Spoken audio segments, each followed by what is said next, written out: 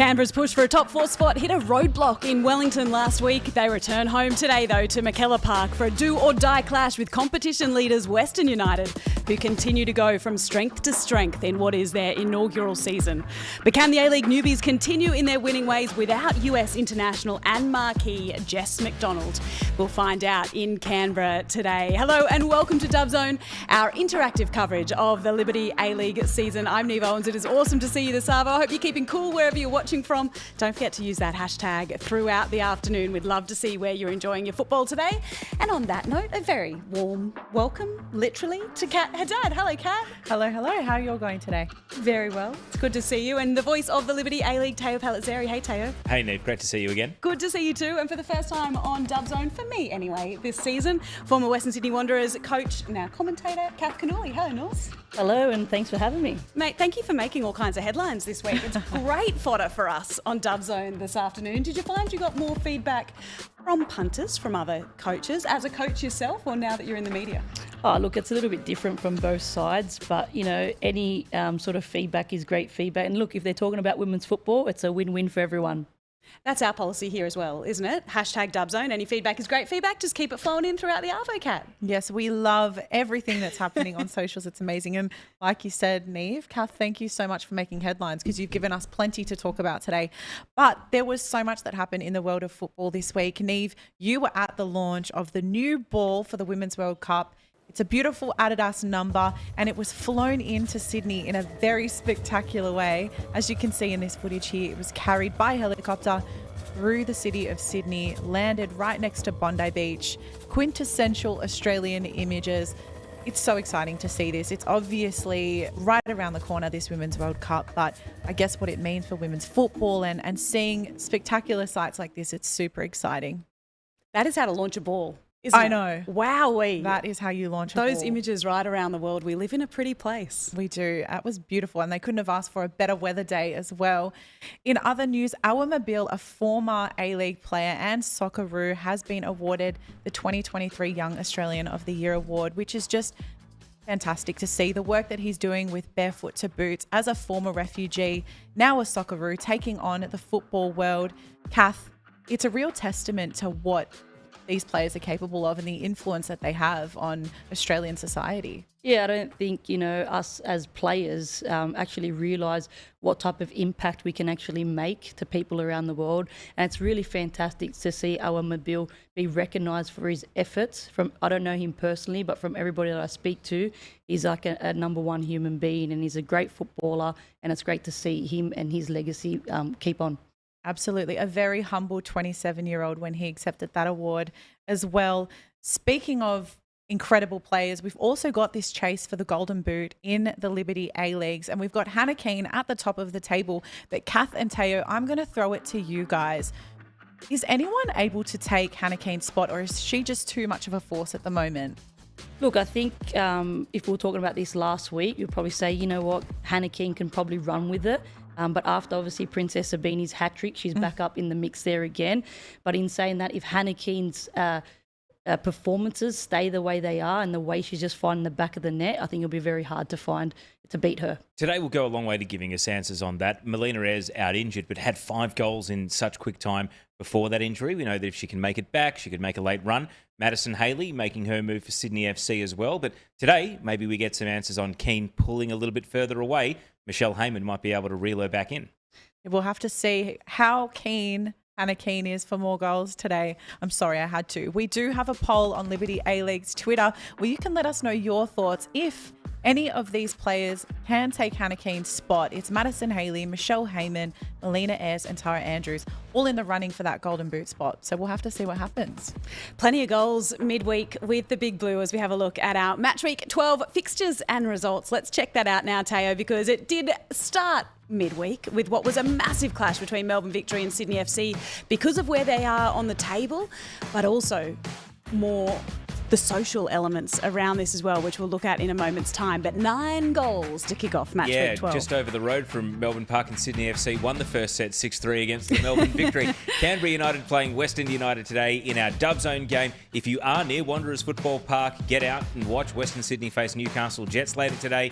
Brisbane Roar versus Wellington Phoenix. We will talk about why this game is now being played tomorrow at AJ Kelly Park as part of Dub Zone this afternoon. And Melbourne City also play Adelaide United tomorrow in a vital game for Adelaide's dwindling finals hopes. Nick's players have made it to Australia, so hello to you all. If you're watching Dub Zone today, as we have a look at the Liberty A-League ladder, Western United remaining there on top, and tell you, it feels like that top 4 starting to draw away from the chasing pack. Yeah, it's amazing that Melbourne Victory could wear the defeat that they did and still have such a buffer and safety net inside that top 4. It's why it's vital for Canberra to win today, for Brisbane to win tomorrow, and for Adelaide United to find some semblance of form given the winless streak that they are currently on, and yet they're still sitting 5th. So today, games like this for Canberra United, absolutely vital to try and close the gap. I think we as neutrals want to see a few more zigs and zags in the second half of the home and away season. Big green this afternoon. You're dressed appropriately today, Teo, but we had the Big Blue midweek. Let's have a look at some of the highlights because, Nools, there were goals and goals aplenty, and Princess Abini, the headline act. Yeah, look, all the girls were on fire, whether it was, with the social media out in, during the week. But, there was plenty of goals, and that's what we want out of this women's game. Want it to be exciting, want people to actually be watching. And it was just great to see so many of these girls actually hitting the back of the net, which we know goals, equals confidence as well. Catherine, we saw Melbourne Victory's second and third choice keepers in this game. Sydney FC were using their third goalkeeper of the season as well. Is it a bit simplistic to say that the changes in goalkeepers is one of the reasons the scoreline got so out of hand? Yeah, look, that could definitely be part of it. As a former head coach, going into a game like this, knowing that, there are second and third choice keepers that are on the pitch, you'd be telling your team to actually go out there and actually strike the ball in any distance just to put them under pressure as well. Courtney Vine there on the score sheet herself, and with us an assist for Princess Abini, the first hat-trick of her A-League's career. And some comments, interesting ones from Ante Juric, the Sydney FC coach, in the aftermath. Kath, we saw 4 goals, 2 assists between Princess Abini and Courtney Vine after they were omitted from your Big Blue combined 11, yourself and Grace Gill. And the coach apparently used that in his rev-up to great effect. Yeah, look, if they need to use us as motivation to go out there and perform, then, I'm glad it worked for them. For me, obviously, as footballers, I want all the girls to succeed. But in saying that, at the end of the day, when you now take the stage and you actually take the field these days, it's not like back in the day when no one's talking about you. I think we need to take the positives out of what's happening in the media, because this is what's going to grow our game. That's such an interesting point, isn't it? Because it's the old with pressure, pressure being a privilege, and with those increased expectations comes the potential for some negative commentary at some stage, for some constructive criticism, and it almost shows the growth of the game. Yeah, look, I think when anybody's talking about women's football, I think it's a plus. If we go back, 10 years prior to where we are now, people wouldn't even be talking about our game. We wouldn't even be knowing, on social media or anyone even chatting about this. But again, we've got to take the positives out of it. At the end of the day, football is a game of different opinions. And if we all had the same opinion, how boring would the game be? It really gets people talking, Kath, and I think to Neve's point, it's such a testament to the growth of the sport when we're willing to have debates about it and we're willing to disagree, because that's the only way that the sport can improve. And Courtney Vine did not hold back when she counteracted your Big Blue squad with a team of Abinis, which I can't blame her for, because Abini obviously had a killer game. Courtney Vine had a great game herself, but I think seeing the players join in on the conversation is another testament to the way that the conversation around football is just changing so much. Yeah, look, of course, I'm surprised Courtney Vine didn't Photoshop her own face in there somewhere as well, just to give it to me or send it to me. At least on the wing somewhere. Yeah, look, it's nothing personal. Again, away from, my media duties, I want all the girls to succeed. It's a footballing opinion. And again, I'm really, really happy for the girls that they did perform. And if that's what they need for motivation, we also need to be looking at that in a different scope to say, okay, well, where are we at as a footballing nation as well? Would you make any changes to your Big Blue combined 11 after the midweek game? Look, if it was the following week, maybe it might be a little bit different. But in saying that, I personally don't think that Courtney Vine and Princess Sabini have been up to the standards that I would probably want from them as footballers. You know, we hold them in high regard. You know, they're our Matildas. Players. They need to be shining week in, week out to be a testament to this league, to be showing the other players, hey, I want to be like a Courtney Vine or a Princess Sabini. Let us know what you think at home as well. Don't forget to use that hashtag Dubzone. Would you make any changes? What did you think of that combined 11? And keep the discussion going as we have a look ahead, Teo, to this afternoon's game and check out the lineups for Canberra United up against Western United, starting with the home side and a big inclusion with Grace Maher coming back in. One of 3 changes. They've also overhauled the defence that conceded 5 against the Wellington Phoenix with Emma Ilioski and the Canadian Kennedy Faulkner coming in. Grace Jale goes to the bench. We're being told that her minutes are being managed. Of course, was playing internationals for New Zealand last week as well. Chloe Middleton is into the squad for the first time this season. Nikki Flannery and Ellen Gett both rested. Western United in comes Jacqueline Savicki for her first start for the club. Danielle Steer starts along with Angie Beard. To the bench goes Rovers. Out of the squad, the injured Stacey Papadopoulos and Jess McDonald's guest stint comes to an end. Catherine Canuli, this Nikki Flannery selection, to me, it's a little bit baffling. When we were talking about this match in preparation, we thought she was going to be key to unlocking the Western defence. Instead, Negoš Popovic has decided today's the right day to give her a total game off. Yeah, look, could it be that they're just resting her, not thinking that they can get something out of this game? They're looking towards the other fixtures. But is it saying that she does have a little bit of a niggle with her knee? You know, we know when you're coming back from an ACL injury, it's not the easiest of injuries to come back from. And sometimes not only physically, but mentally to get back and to be playing 90 minutes week in, week out is always quite tough. Jess McDonald missing, and we've spoken about what an incredible contribution she's made to this Western United side throughout the season. How do they replace her? Who steps up today, Nools, from a leadership perspective, but also with those attacking raids down the edge? Yeah, look, I think it's going to be really, really hard to, replace someone like Jess McDonald. I think the presence that she's had on that team and the impact that she's actually made. It was actually nice to see her in the interviews as well and see how passionate she was towards this group. I think they really formed a strong bond. But in saying that, from today, you probably see Danielle Steer take her spot in there. But again, we'll go back to it's going to be very, very hard for anybody to fill the boots of Jess McDonald. We did think, Tay, that we'd have Brisbane up against Wellington at the same time, the Savo. That game's been pushed back to tomorrow. The Knicks girls have made it to Australia, but it's been a bit of a rocky road across the ditch for them this week after what was an incredible performance at home last weekend. Yeah, I mean, they just want to get out there and play, I imagine, after this. But Catherine, what does it say about Canberra? Is this the sort of result, the 5-0 defeat? Very few people saw it coming. Wellington, until that goal right there, hadn't actually scored from open play this season. Is this the sort of thing that can derail a season? I had Canberra, to be fair, in the bottom 2 in my pre-season predictions, and Negoš Popovic had, I think, squeezed the juice out of this team to the point where they were overperforming, getting close to the top 4. Does this really set them back to 0, or can you see them actually responding and bouncing back today?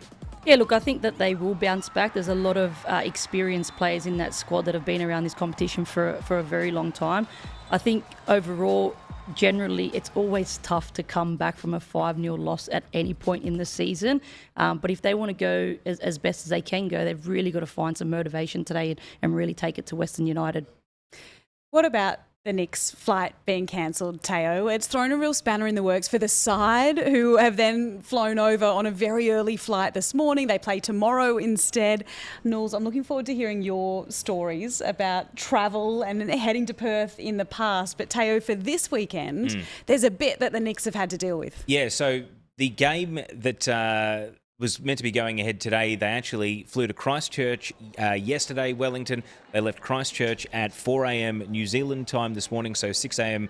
Eastern time in Australia. They arrived in Brisbane at, I think, 10 a.m. Brisbane time, and so they at least get today to relax and recover before playing the match tomorrow. But Catherine Canuli, you used to fly in, fly out on game day, so I guess they still at least have the benefit, as chaotic as it's been, of getting to sleep in a hotel tonight and have a training session and maybe some recuperation time after the travel they've gone through. Yeah, it's amazing, I think, to see how far our game has come, to see that we actually got these things in place now. We talk about our Perth travel. We used to get in there at midnight, play the next day, find ourselves in the airport for like 4 or 5 hours waiting for the red eye out as well, which is always a really tough way to end the weekend away for football. What were your food choices when you landed at midnight? Domino's. So eating pizza at midnight pre-match, it's obviously not what it looks like these days. I'm a big fan of that choice, which is why definitely so far from any kind of professional athlete. Teo, as we see pictures there of McKellar Park in Canberra, where it is warm this afternoon as well, ahead of kickoff in our clash between Western United and Canberra. Yep, so it's Canberra United in the home kit in the green and Western United in their white away kit with the green and black stripe. And as you can see from the outer at McKellar Park, most of the fans are congregated under the grandstand and staying in the shade. So the players, the wet bulb, not a great deal of humidity in Canberra today. So even though it was forecast for a top of 34, we understand that the game is good to start. And immediately Hannah Keane, the Golden Boot leader, is on the ball and looking to attack Kennedy Faulkner of that Canberra United defence. Getting in behind Hannah Keane, the cutback, and that would have been a goal inside the first 30 seconds had Danielle Steer been able to time her run. Catherine Cannulli, that was nearly a dream opening for Western United. Yes, 100% it would have been, but in saying that, what a terrible start it would have been for Canberra United. And obviously starting the game after what happened to them last week, it would have been very hard for them to come back from that. Sean Good commented, and we just saw his comment earlier on Twitter, big game coming up today for Canberra United. What better way to get over losing to the bottom team 5-0 than beating the top team 5-0? He said that just as we almost saw that early goal, and I can guarantee Sean Good was probably sweating at home. Yeah, for sure. You know, I highly doubt we're going to see a 5-0 loss for Western United, but in saying that, I really hope that the game is going to give us all the action that we deserve today. How much as a coach do you talk about a loss like what happened last week for Canberra United in the lead up? Do you use it as a motivating factor, or is it one that was actually so steep, so hard to cop that you just leave it behind? Yeah, look, I think different techniques of coaches and what they use and what they do. I know some coaches that don't even touch on losses. I know some coaches that go all out when it goes to losses. I think it's about reading the room and understanding where your team is at and what they can actually handle at that point in the time in your season. It's a big turnaround, isn't it, Teo? From 5-0 one week against the Newcastle Jets, I remember that one well, to a 5-0 loss on the other side of the ledger the following weekend. And I think once Wellington scored the first goal, they had so much belief flowing through the team that Canberra just didn't have a circuit breaker. And for a side that does, with Ellie Brush out there and also Michelle Heyman, have senior heads and a lot of leadership, perhaps that was the most surprising thing, Catherine, that they weren't able to maybe just clamp down and spend 5 minutes defending. The second goal coming in quick succession left them with a real hill to climb. And even though there was a penalty at 3-1 down, you maybe didn't really believe that there was any prospect of a Canberra comeback. And of course, that penalty got saved, so it became a moot point. But I was actually a little bit surprised and disappointed with Canberra's lack of resilience there in the moment in that game. Yeah, look, we always talk about, how can we manage the moments in games when as coaches, and we want to talk to our players about, if you feel like you're getting, overrun in a game, how can we have game management? Can we slow the play down? Can we regroup? We'll even throw in things where someone will go down and we'll just get a bit of a drink break to sort of regroup, And as you said, you've got Michelle Heyman, you've got Ellie Brush on there that should be able to, but sometimes when you are so in the zone of your own game, sometimes you forget about what's going on in the moment. And I think it was just one of those performances that they just couldn't come back from anything. And it just, it was the Wellington Phoenix's day that day. When you were playing, who was the player that was charged with going down when you needed to? Like calf strain, cramp? Who was the player that was like, you've got to look, you were just shot, down you go? I'd normally got it because I'd always cop the cramps all the time. But I would always be in a position where if I could see something that I would actually go down for a drink break, because I wanted a drink as well, but I also wanted to be able to regroup the team. You've always got a leader on the field that a coach will normally go to and will say even before the game, hey, if this happens, can you make sure that we go on with X, Y, Z? Kath, how important are those moments?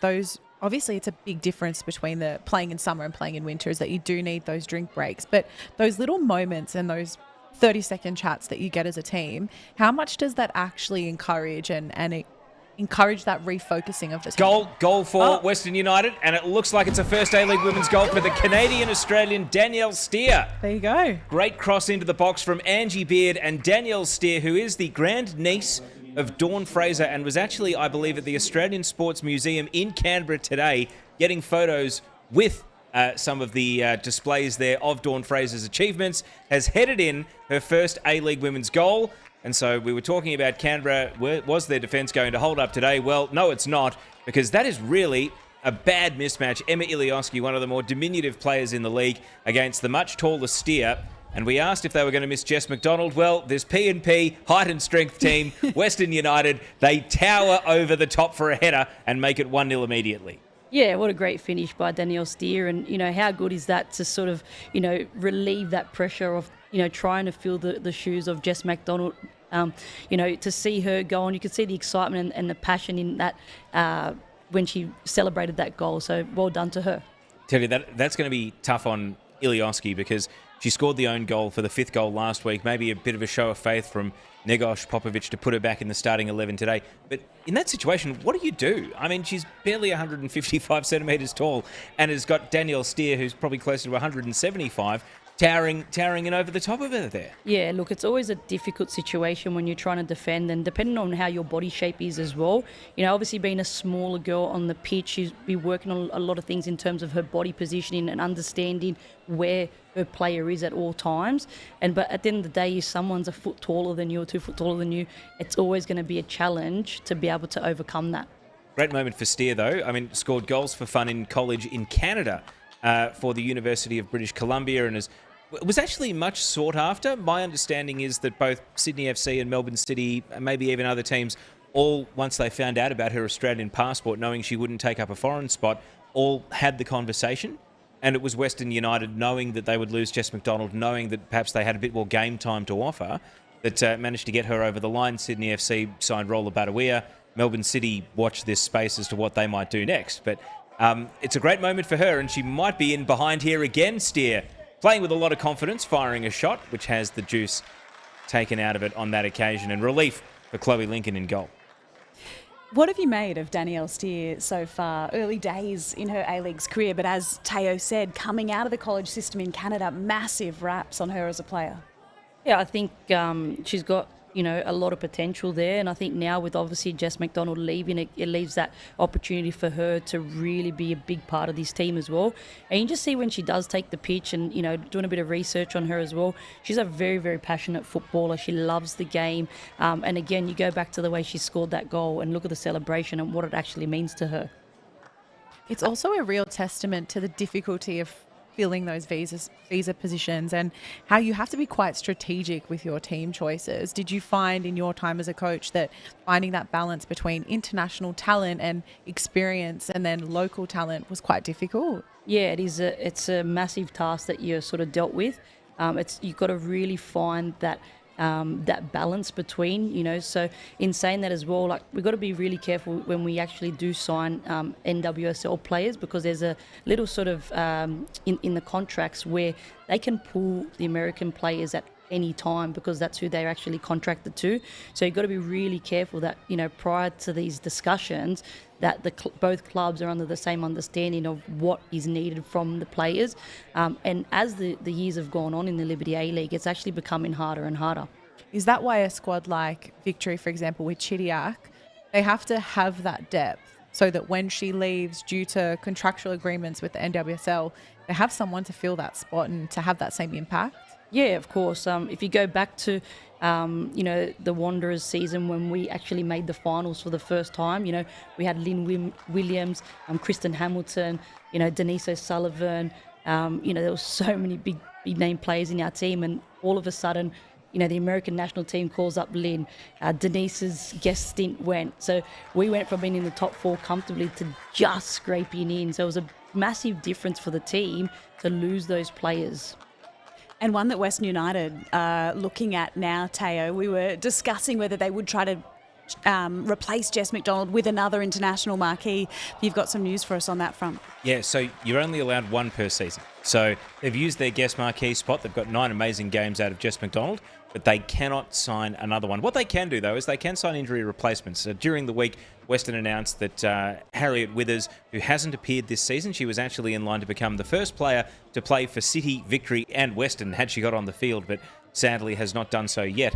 She's still out struggling with a knee injury at the moment. Stacey Papadopoulos has also been injured with a hamstring and is out for the best part of 2 months. So they could still sign an Australian injury replacement player, but they can't bring in an international player again on top of what they've already done. Now, Catherine, we saw that assist for Angie Beard, and you and Neve are both holding the team sheet for this game, as am I right now. And the teams, when they submit the team sheets, they give us their little pitch maps, and they give us a formation, and then it's up to us to actually interpret whether or not they're telling the truth. But safe to say, Angie Beard, we knew Angie Beard would start on the left side of attack rather than left back today. Amy Medwin is playing at right back instead of left back for Western United.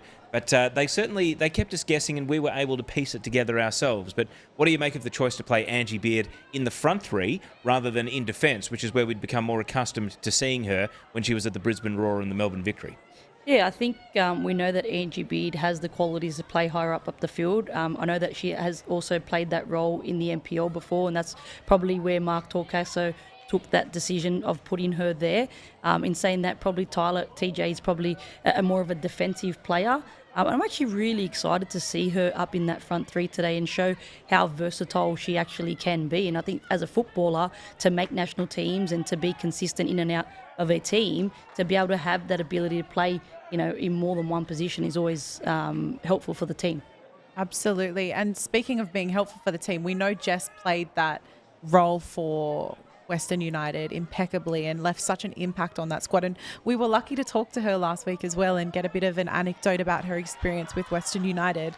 But I love this tweet from the Western Core, who are a huge supporter of the Western United team, basically saying that Danielle Steer was the answer to whether or not they could win or score goals without Jess McDonald. So well done to Danielle Steer, really making an impact in Game 1. I want to know if any of the Western Core have travelled to Canberra today. If any of them have, use the hashtag Dubzone, send us through the photos. But they're great at their home grounds. I've been really impressed with what Western United have done when they're playing at home at City Vista, getting the fans together, drums, noise, colour, lots of merch.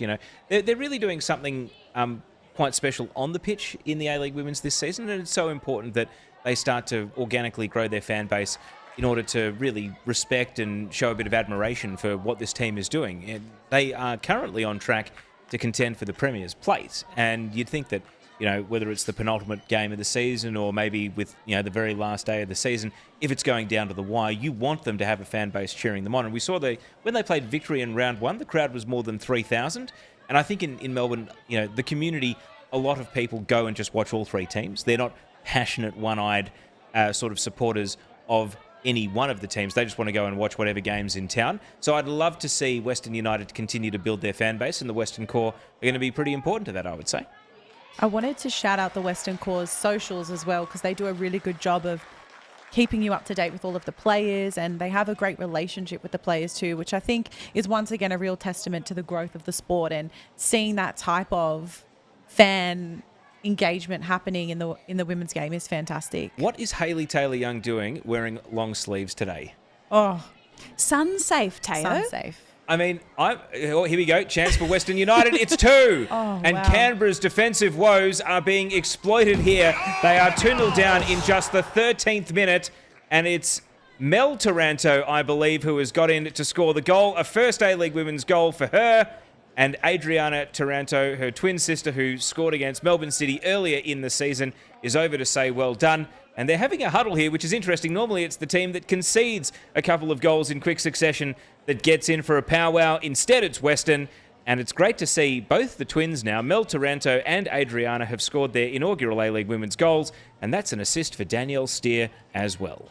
Yeah, you could just see there, obviously, her strength over Ilioski again is been a bit of an issue there.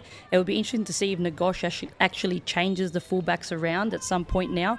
This is going to be really tough for Canberra United to actually bounce back from this, especially after what happened to them last weekend. I think the problem is the other fullback on the other side is Hayley Taylor-Young, who's not much taller. Catherine, do they have to think about maybe making a midfield switch here and actually specifically trying to man-mark Danielle Steer if they're going to keep using her as a target forward? Yeah, look, he could even look to the bench and actually make a change from there as well. In saying that, 14 minutes in. Yeah, well, if that's what your problem is, and it's a consistent problem where it's been 2 goals from that same side, at the end of the day, as coaches, you need to change things on the run. And if it means that you have to change it within 14 minutes, then you have to change it because you don't want to keep leaking. Can I confess something, Catherine? Commentating one of Western Sydney's games last year, yeah. I think it was the 0-0 draw in the first round against Wellington.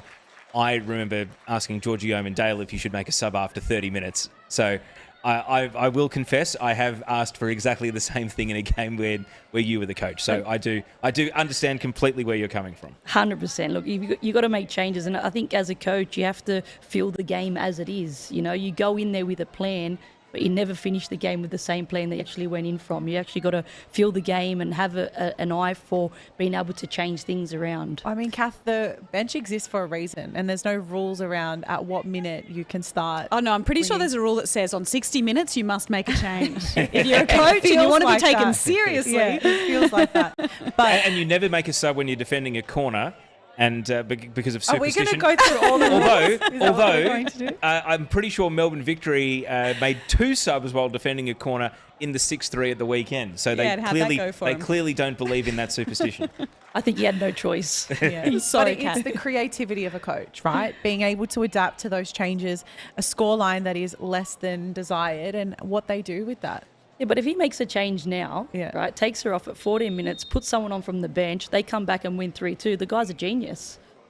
And if they lose 6-0, You're copping it either yeah, way. exactly.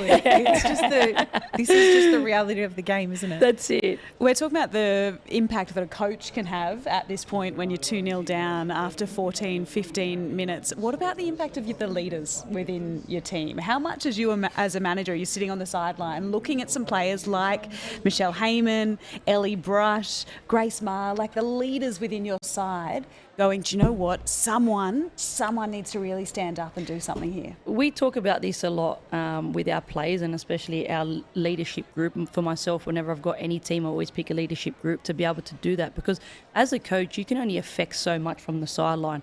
On the pitch is where you can make the most effectiveness for the team and for the girls. So I would expect right now that there'll be 1 or 2 players that'll be going up to Ilioski, especially in this break right now, pulling her aside and saying, hey, keep your head up, just make sure X, Y, Z, here's a little bit of pointers, what can you help? Because right now she'll be feeling really down. Can I just say, based on what I have been told about Emma in the junior Matildas and coming through youth national teams, she is actually an exceptional character, which is why it's kind of heartbreaking to see her struggling so much in a football situation like this, because you want personalities like this. You want people like this who are sort of glue in the dressing room, well-respected, young leaders. And if you've ever heard her do a media interview, you'd think she was a 40-year-old politician. You wouldn't think she was a 19 or 20-year-old, A-League women's player.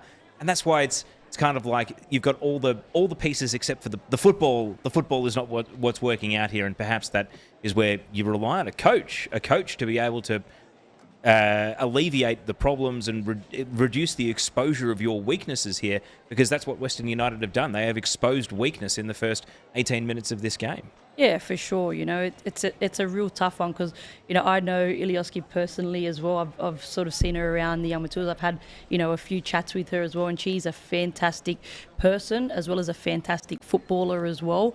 And she works super, super hard. And in saying that, again, if you are of a smaller, build, you have to be, training week in, week out on how you can change your body position or what you can actually do to actually overcome bigger players coming at you and actually opposition coaches, targeting you come, game day.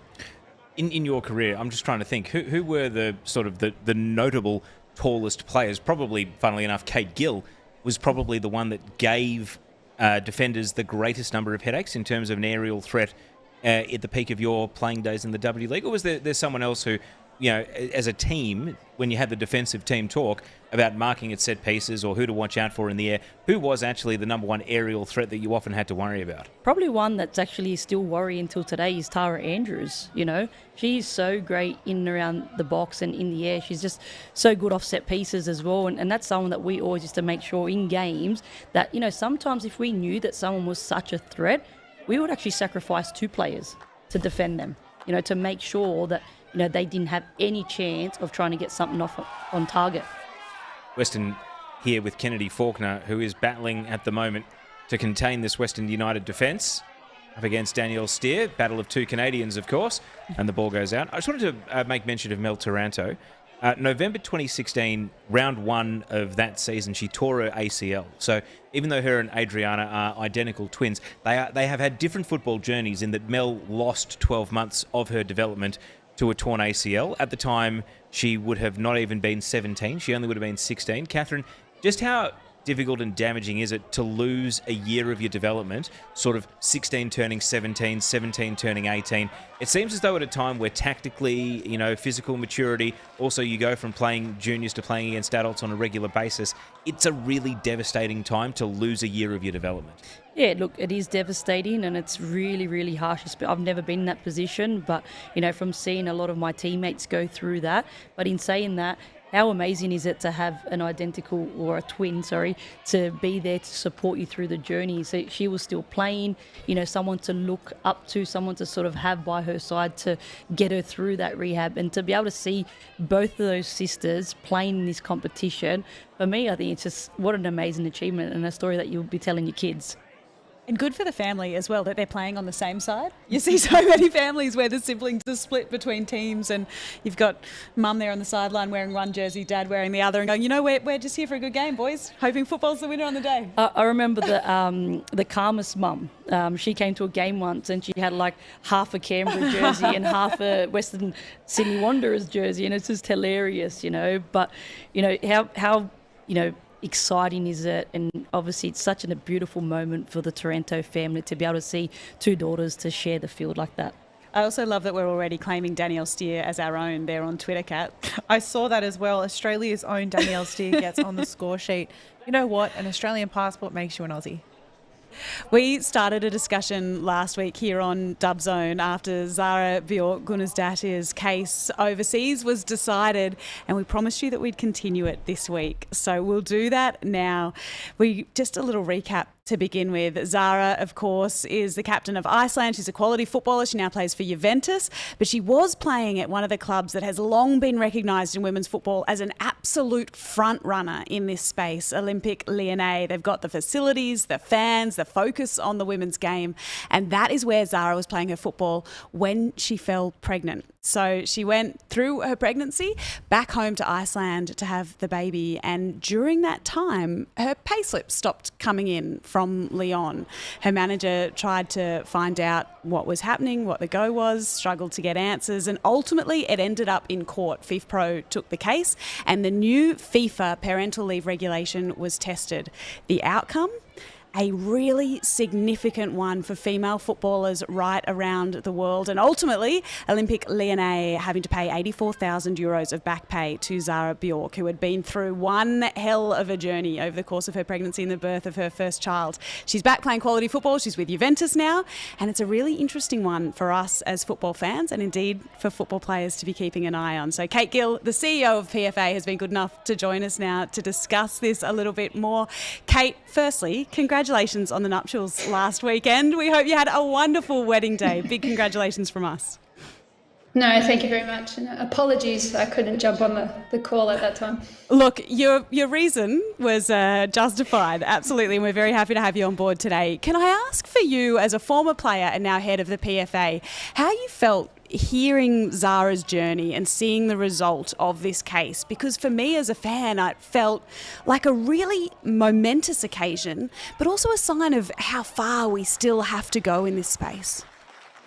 Yeah, I think you've summed it up well there, Neve. I think it should never have to be tested in the first place. There's strict regulations that have been agreed, and all the clubs and the member federations are well aware of them. They do receive circulars from FIFA, which was explaining what had been mandated. And I think it kind of speaks to the broader understanding that while women's football is developing, it's still developed within a male structure and a male framework. So it's how do we, shed a light on these female issues and also male issues as well. We need to challenge that and what it looks like for male paternity and then becoming fathers as well. So I think there's a lot of learnings that need to go on and understanding, but tribute to Zara Bjork for actually seeing this through and understanding what her rights were and belonging to a union that can actually protect and preserve those rights for her. What can you tell us then, Kate, about the level of support that Aussie footballers have at the moment and those new changes, that new FA policy from July last year? Yeah, look, we're really, really fortunate, and we've worked with FA over the course of establishing the new CBA in 2019, which will see us to midway through 2023. We're just about to start renegotiations, but part of that negotiation process was around having a national team's parental management policy, and the standards within that policy far exceed what FIFA have have provided as a mandatory requirements. You know, it goes further. It looks after pregnancy, not just having the child, but also through foster and adoption. There's a 12-month paid parental leave, and that goes to the primary caregiver. There's 3 months for foster and adoption, and 100% of the players' contract entitlements are paid to them as well. And then there's also consideration for transferring that player to a non-playing role as well, if they wish to do. And then also how we reintegrate players into elite sport as well, and elite football after they come back from pregnancy. So it's a broad-reaching policy, and I think it's quite world-leading in that regard. Cricket have been really progressive in this space, so we did draw on inspiration for them. But I think it's fantastic that our national team members have those protections. Hey, Kate, it's Nules here. Again, congratulations on last weekend. When this story did come up, it actually touched a few heartstrings for me. One of the reasons why I stepped away from football was because of, obviously, back at the time where we were teammates as well, and you're part of the squad at that time, Heather Garriock falling pregnant and all the issues that we went through. And I thought, you know, if Heather's being treated this way and not being able to continue her journey as a footballer, what sort of chance do I have? And that's where I sort of said my playing career has come to an end at this point. How do you feel the changes from then to now, and how happy are you that we have made these significant changes within the women's football space? Yeah, look, Niels, it's a fantastic question, and I do feel sorry for those players that actually had to come to terms with that and make that decision to stop playing football purely because they wanted to become parents. And the way that Heather was treated was appalling at the time, and there was no support offered to her. You could see how hard it was for her to continue to play even though she wanted to. So to be able to see these kind of protections forged for the players is a fantastic step forward. We still have some work to do. I think, as I mentioned at the start there, how we treat our male players as well is part of that. You know, there's such a stigma around taking time off to care for your family and interact with your family as well, especially when you have a new addition to the family. So I think we have a really long way to go. We do have some protections for our A-League women's players as well. These are key commitments that we have through the CBA, similar to the national team standard, probably not as high, and we do have to enshrine them into policy yet. So we still have some work to do. Okay, it's Kat. It's great to get this insight from you, because it's obviously something, as 3 females on the panel, and Teo also, we're really passionate to hear the difference. Teo is, of course, just as passionate as we are about all the changes that are being made. But we do know that financial support for reintegration into the sport is so important. Looking at Katrina Gorry, for example, spent 75% of her income in 2021 on childcare and costs around that. My question is, how does that change moving forward? And obviously you've mentioned quite a few changes that are in place, but how does that experience change for a Matilda, for example? Yeah, I'm sorry, I did forget to mention that within the policy for the national teams, there is funding around having a support person. So your identified support person is able to fly. Flights and accommodation are paid for. Transport is provided as well. And then if you want to bring additional support people, obviously that cost vests with the players, but there has been a progressive step forward. Obviously, I'm drawing on Katrina's experience as well, that is a necessary part of being a parent. You know, there's requirements that they have to be able to travel with you, and that integration into the team. So that has been taken care of from a national team standpoint. Kate, if we can just hold you there for just a moment's time. Teo, we've had another goal at McKellar Park. It's 3-0 now to Western United. And the Golden Boot leader, the subject of our poll question today, can anyone catch Hannah Keane? Well, they're going to have to score at least one extra goal. It is 3-0 now to Western United. But I'm enjoying this, the flow of this conversation. So let's have a quick look at the goal, and then we'll get straight back into it with Kate Gill, the co-chief executive of the PFA. Not even half an hour gone at McKellar Park, so they had the first drinks break after 15 minutes. Canberra United not able to halt Western United's momentum here, and Catherine Cannulli, we're about to see this goal. It was quite chaotic too. I mean, Sasha Grove here with the back pass straight to Hannah Keane.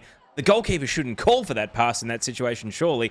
And, well, keeper in no man's land, Hannah Keane pops it in for goal number 8 of the campaign. Yeah, you can just see how her season is actually progressing. Everything she touches turns to goal, and she just finds the back of the net, and things are just happening for her. So it is 3-0 now, Western United, after under 30 minutes at McKellar Park, as we head back to our conversation with Kate Gill, the co-CEO of the PFA. Kate, can I just ask you to wrap it up?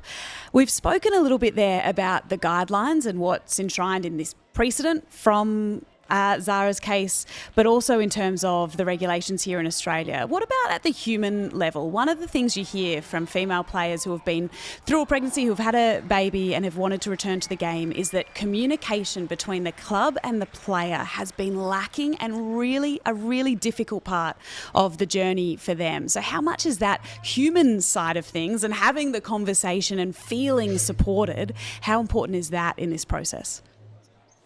Yeah, I think it's integral to the process, and Sarah's case really speaks to this. For her, it wasn't tenable for her to resume playing with Olympic Lyon, just due to the fact that I guess the way that her situation had played out, that it really wasn't a way coming back into harmony. For that, she really needed to kind of test those relationships, and they were tested and they were really fractured. So there was no way that she could see herself being reintegrated into that club. And when you get treated like that, it's no surprise that you wouldn't want to continue playing for an employer like that. So for her, it was about making a decision to go and play her football elsewhere. So there's still so much work to do there. I don't think we fully understand what it all means to actually go through that experience as a parent and then try to pick up your career again and come back into an elite environment. So I think there's a lot of work to do, obviously around the support people within the club, also around teammates as well, and how they embrace the situation and understand the situation. And also speaking about the many forms of pregnancy that our players will undertake. You know, it's not just the natural birth of a child, it might be going through IVF as well. So there's a lot to it that we really need to capture within these policy frameworks. And Kate, just one on something that is well and truly within your domain. What is the current lifespan of remaining of the CBA for the Matildas, and when do you go back to the negotiating table and start working on the next one? So how long to run on the current one, and when do you sort of start the process of negotiating the next collective bargaining agreement for our national team? Yeah, great question, Teo. So we've actually started that process with the players. So it's been a 12-month process, just getting feedback from them, interacting with them, making sure that they're heavily engaged leading into this new round of negotiations. The current agreement itself will expire, not timely for us, maybe for the players, but the middle of the Women's World Cup. So we're heading into negotiation conversations with FA. We actually kick them off this Monday. Okay, well, all the best for those. Thanks, Teo. Kate, thank you so much for joining us today. It's been really great to get your perspective. No, absolute pleasure. Thanks for having me. Kate Gill, the co-CEO of the PFA, joining us on Dub Zone today. And it goes to show, Nools, I think, how far the game has come internationally. And we know that this is an area that across codes for the NRLW, for the AFLW, Kate mentioned there that cricket's been a front runner as well. Across codes, this is a big topic and something that we're looking at, but also how far the game has come since Heather went on tour with her little one. She made her way back into the Matildas side, went away with an 11-month-old and had a really awful experience as part of the Matildas setup. And that was in 2016. We're not talking decades ago. You know? Yeah, it wasn't that long ago, and that's why, again, I speak about when this story did come up and how it did, you know, pull on the heartstrings a little bit. But on the other side, when I see Minnie, you know, on, you know, social media with her daughter in and around, you know, her team environment, the Matildas environment, you know, talking to the girls as well, knowing that there's that, you know, beautiful little baby Harper around them.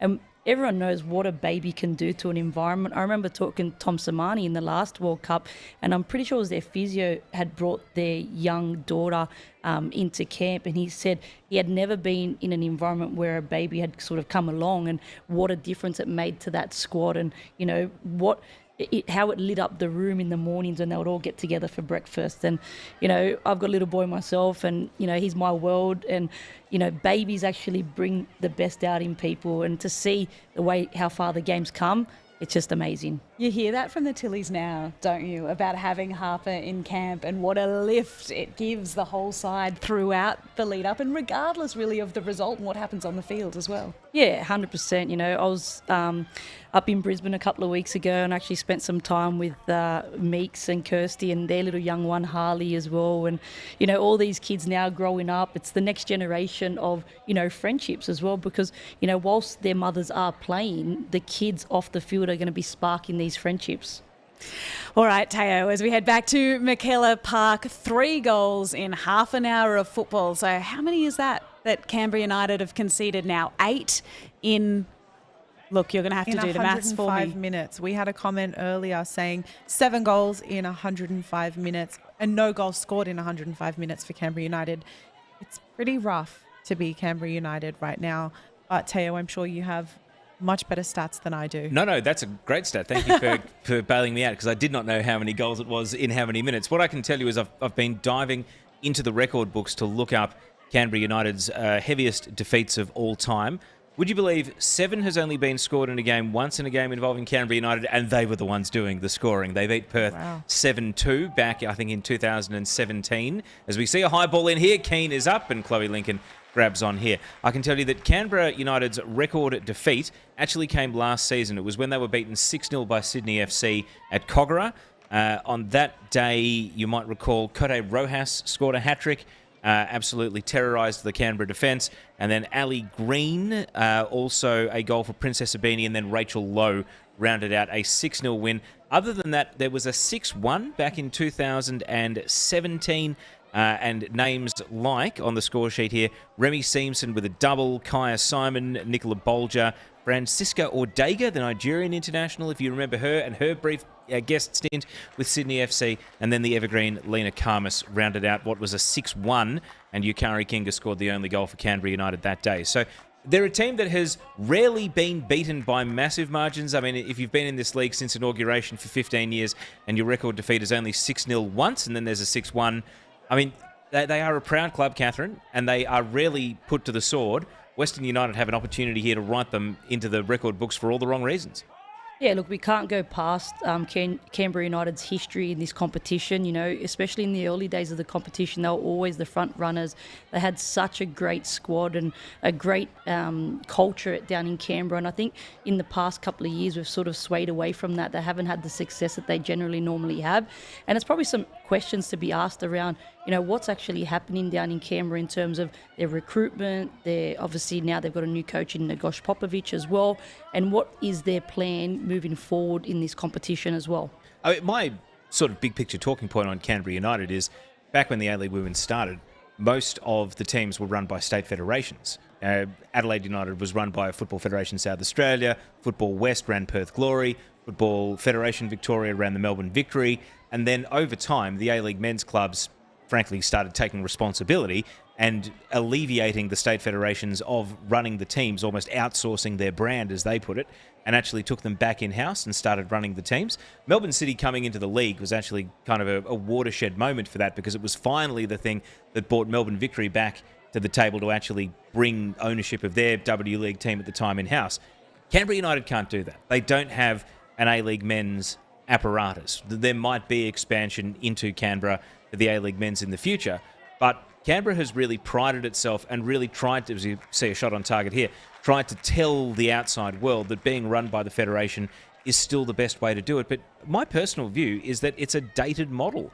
I think that all the things that were Canberra's points of difference, being the sole focus of the organisation, the training facilities sort of, you know, being taken seriously, the international recruitment, teams in Melbourne and Sydney have just superseded and gone past them. And all those unique selling points and points of difference that Canberra had, they no longer have. And I've talked the ball into the back of the net here for 4. And so the record books are well and truly shaking here as Hannah Keane has a double. What a finish!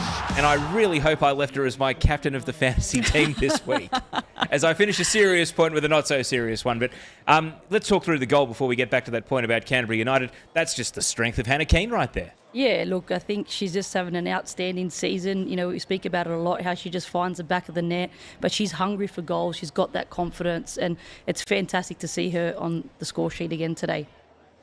I'm just next to Teo, seeing him incredibly disappointed as he opens up his fantasy team to see that you've in fact captained Serena Bolden. No pressure, Serena. At least two. At least 2 goals this afternoon, please. I hope Serena's watching this and sees this and it motivates her to score a hat-trick for you. But Hannah Keane, Ellie Brush on that occasion, the defender being shrugged. Great pass from Taranto in midfield. I mean, it's such a simple goal in its construction, isn't it? Yeah, look, it's simple, you've got to get yourself across that defender there and get yourself in front and be able to, have an eye that you're going to be hitting that, with going straight into the corner of the net. So it's great to see. Again, I look at Hannah Keane this season and I see a lot of Fiona Wart's last season and how everything sort of fell for her and she was just hitting the back of the net and just with such confidence, and it's great to see. I think they're very different players, though. I think Wirtz is a lot more finesse and a lot more skill, whereas Keane is a player that has really grown into her body and knows how to use her height, her strength, her pace, and is just so smart with how she's able to manoeuvre herself. I mean, she's always been a fitness freak, but now is also an established professional. I mean, she's played Champions League, albeit only a couple of games for Benfica, against some of the top players in the world. I mean, she has seen firsthand on the pitch what it's like to play against some of the... I think they played PSG in a 2-legged tie and they got knocked out. But she knows what it's like to be the best and is, in her way now at 29 years old, replicating it as best she can. Yeah, for sure. In terms of, obviously, as footballers, obviously a lot of differences between them. But in saying that, I'm talking about on the pitch in terms of how they just had so much confidence and everything that they sort of touched turned to a goal. And, we're not seeing that from Fiona Wartz this season. And with Hannah Keane, I just find as a striker, when you do have that confidence behind you and you're hitting the back of the net, I think it makes you grow as a footballer and it gives you something that not scoring goals, it doesn't give you that. Kat, call it now. Are we going to see the record today? It's 6 is the record. It was 15th of January last year, so 54 weeks ago. Are Canberra going to be able to keep the damage to less than 6? At the rate that they're going, I'm going to call that we will beat that record today. And hashtag we. Have I just made myself an accidental Western United supporter? Dub zone will beat Dub this zone. record. Yeah, Dub zone is. I've tippy-toed into Western United support this season because they are playing so well. And you like their kit. I like their kit. The away kit's really nice as well. They're really trying to sway me, and I'm gonna pull away. I want to go back to your comment earlier, Kat. It's 5. It's 5. It's 5. No, I'm not going to. We're going to acknowledge another goal because these guys are crazy. This is... I can't believe what we're witnessing here. Western United are blowing Canberra off the pitch. The McKellar Park crowd, they are potentially going to boo the team off at half-time here, which is something you don't often see, if ever, in the A-League Women's. It's a short corner here. I'm pretty sure this is TJ Vlanich, who's just on a scoring streak at the moment, and I think that's a goalkeeper error and has gone in without a touch. So I'm pretty sure that goal is going to go down as TJ Vlanich's goal. It'd be her 3rd of the season, incredibly. Yeah. There's no other touches there other than the goalkeeper, and I don't think that's an own goal. I think that's TJ Vlanich's goal, and it's 5-0 before half-time. Yeah, that's a tough one for the goalkeeper there. It's, not easy to come out and misjudge that and go through your hands there, and it's going to be really disappointing for the Canberra United players. That's 5 shots on target for Western United and 5 goals. So how much do you put that down? Chloe Lincoln, for example, there with a tough one to stomach. And we saw during the drinks break a little bit earlier, she was taken aside by the coach and they were having a word. So how tough is it for Chloe Lincoln, who is yet to save one in this half of football, to come out now and know there's another 45 yet to play? Yeah, look, it's super tough for her. I think, mentally this is obviously going to play on you. Coming off last week's loss as well, it's going to be really hard for these girls to actually turn it around. If I'm the coach in this point right now, I just want to get to halftime and get my girls into the sheds. What are you going to say, though? What's that halftime talk look like? You got to keep them motivated to go out there and play another 45 minutes without, the damage control to be able to make it to a minimum. You don't want to be leaking another 4 or 5 goals in the second half either. We're heading into record territory. Western United have scored these 5 goals from an XG of 0.66. That is ruthless efficiency. I mean, they're scoring goals from situations where you are not supposed to score goals. I mean, sure, the goalkeeper potentially dropping that cross in, that's one of the 5. Sydney FC, I believe Opta had the highest XG in a women's game on Wednesday with their 6 goals. 5.97 since the stat had been tracked back to. So to have 5 goals from Ned's now ticked over to 1.01 XG.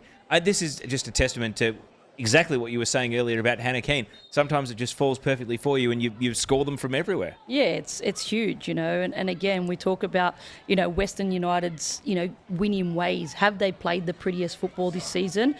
Most probably not, but in saying that, they're getting results and things are falling for them.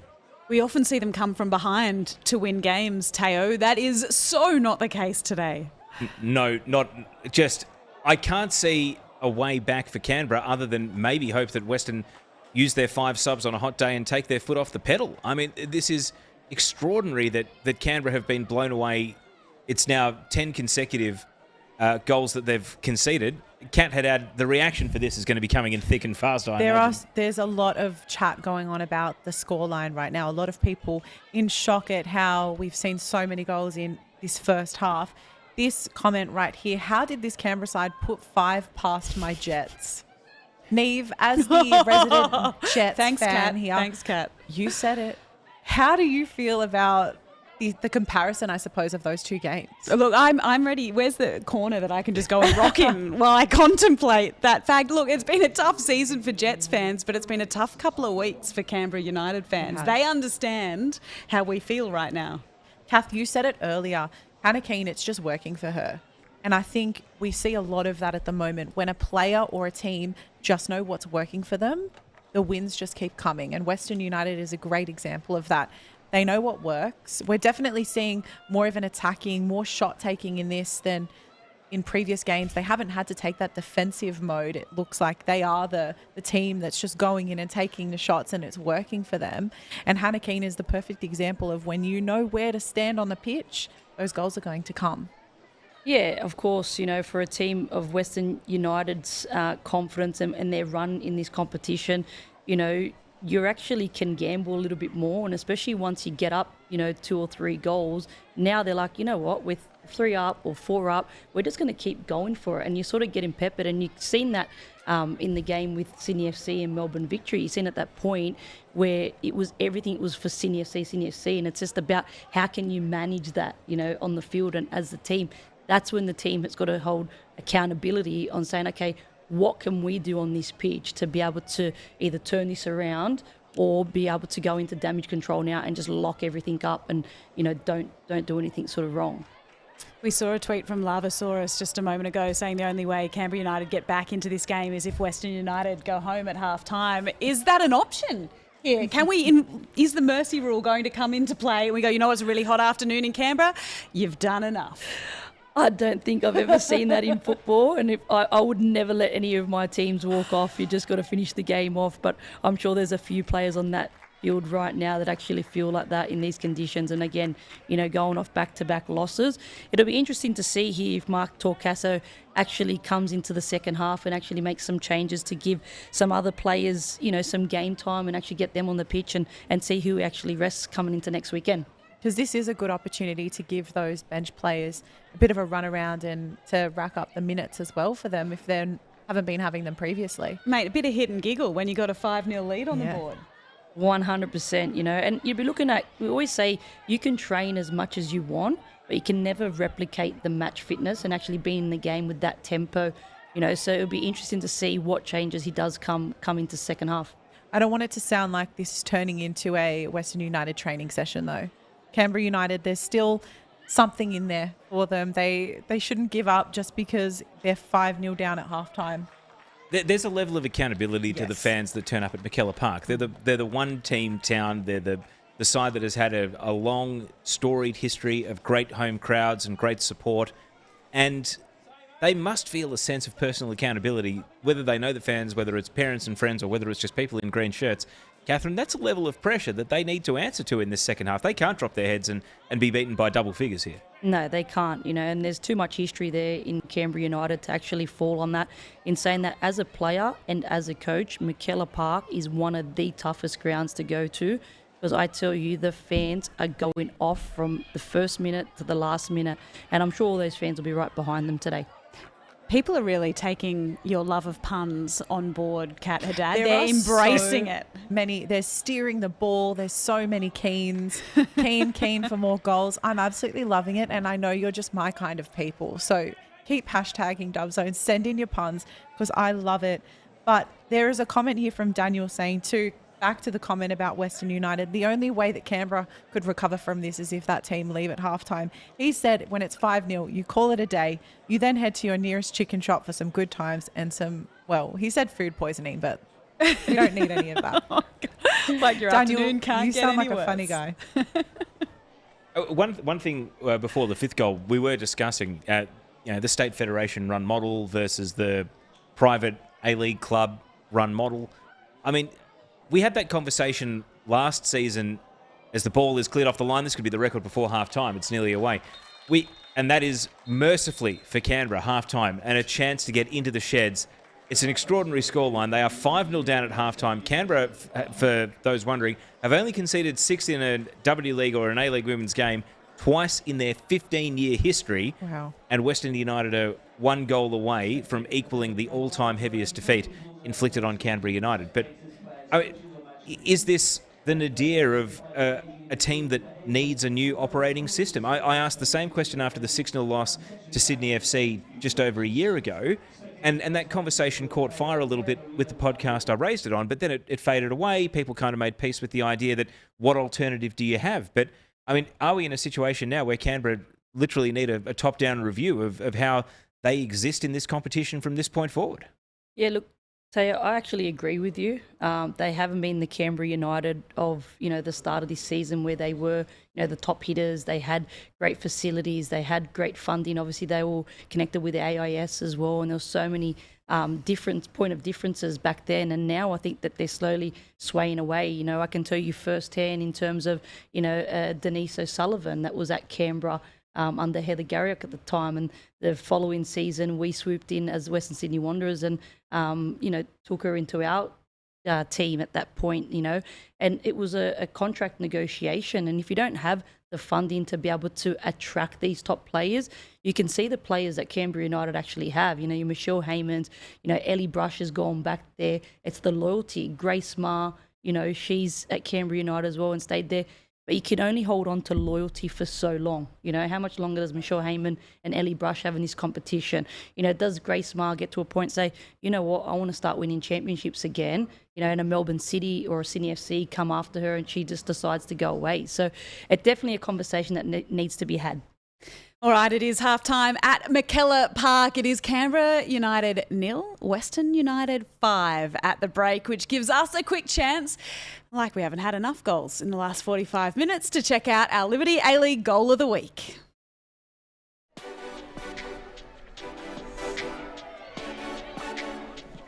Beatty Go will cross the ball in Alex Chiniak! Victory equalise!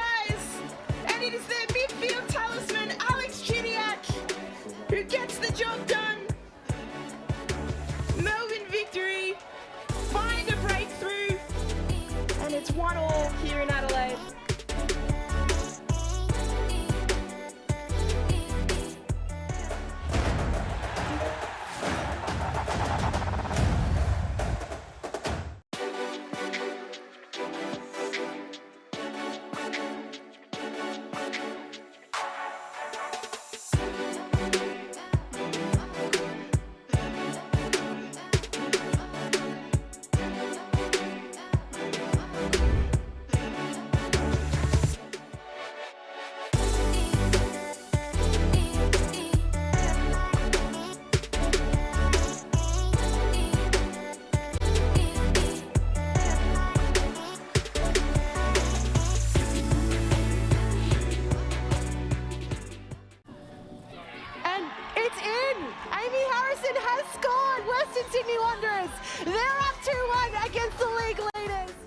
It's been a massive change. Obviously there's a change in the environment when you're losing to winning, but I think when you're losing, I think it was almost 5 in a row.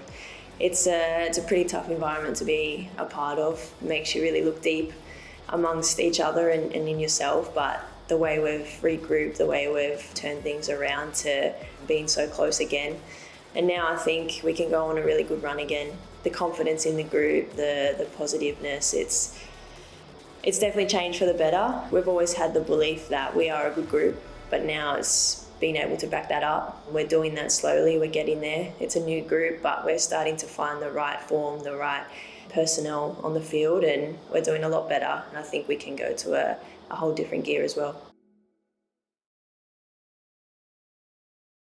Welcome back to halftime here on Dubzone. Great to have your company. Don't forget to use that hashtag Dubzone all Arvo. We'd love to see where you're watching your football from. Include your pictures, your videos. If you're there at McKellar Park, how you coping? Hashtag Dubzone. Let us know. We heard from Amy Harrison there. The Western Sydney Wanderers resurgence, Kath. They take on the Newcastle Jets, the Savo. And I feel like this has the potential to be a really fun game of football, for the neutral at least. I think it will be a big game of football today. The 2 wins that they came off, the top teams. I think that gives them confidence going into this game against the Newcastle Jets. They haven't had the best of seasons. And I'm really happy for the girls to actually get those couple of wins. And obviously Serena Bolden, as a great addition to the team. I think the energy and the spark is exactly what they needed, because it is tough to go through a season when you haven't had a win, and mentally to turn yourself around. A win that they got against Melbourne City and Western United is just fantastic for them. When we speak of wins, we can throw it back to midweek and Sydney FC's big win over Melbourne Victory. The coach of the Sky Blues, Ante Juric, has been good enough to join us on Dubzone this afternoon. Ante, thank you so much for coming on the show. It is great to see you.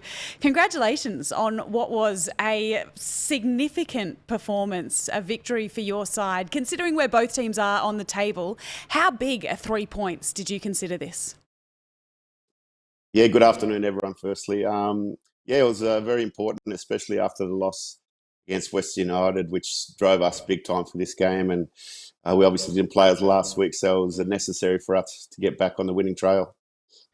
Ante, Courtney Vine's form, we've seen her best for a half against Western Sydney Wanderers. We saw it for the full 90 last game. And you mentioned in your post-match press conference that she has been up and down this season.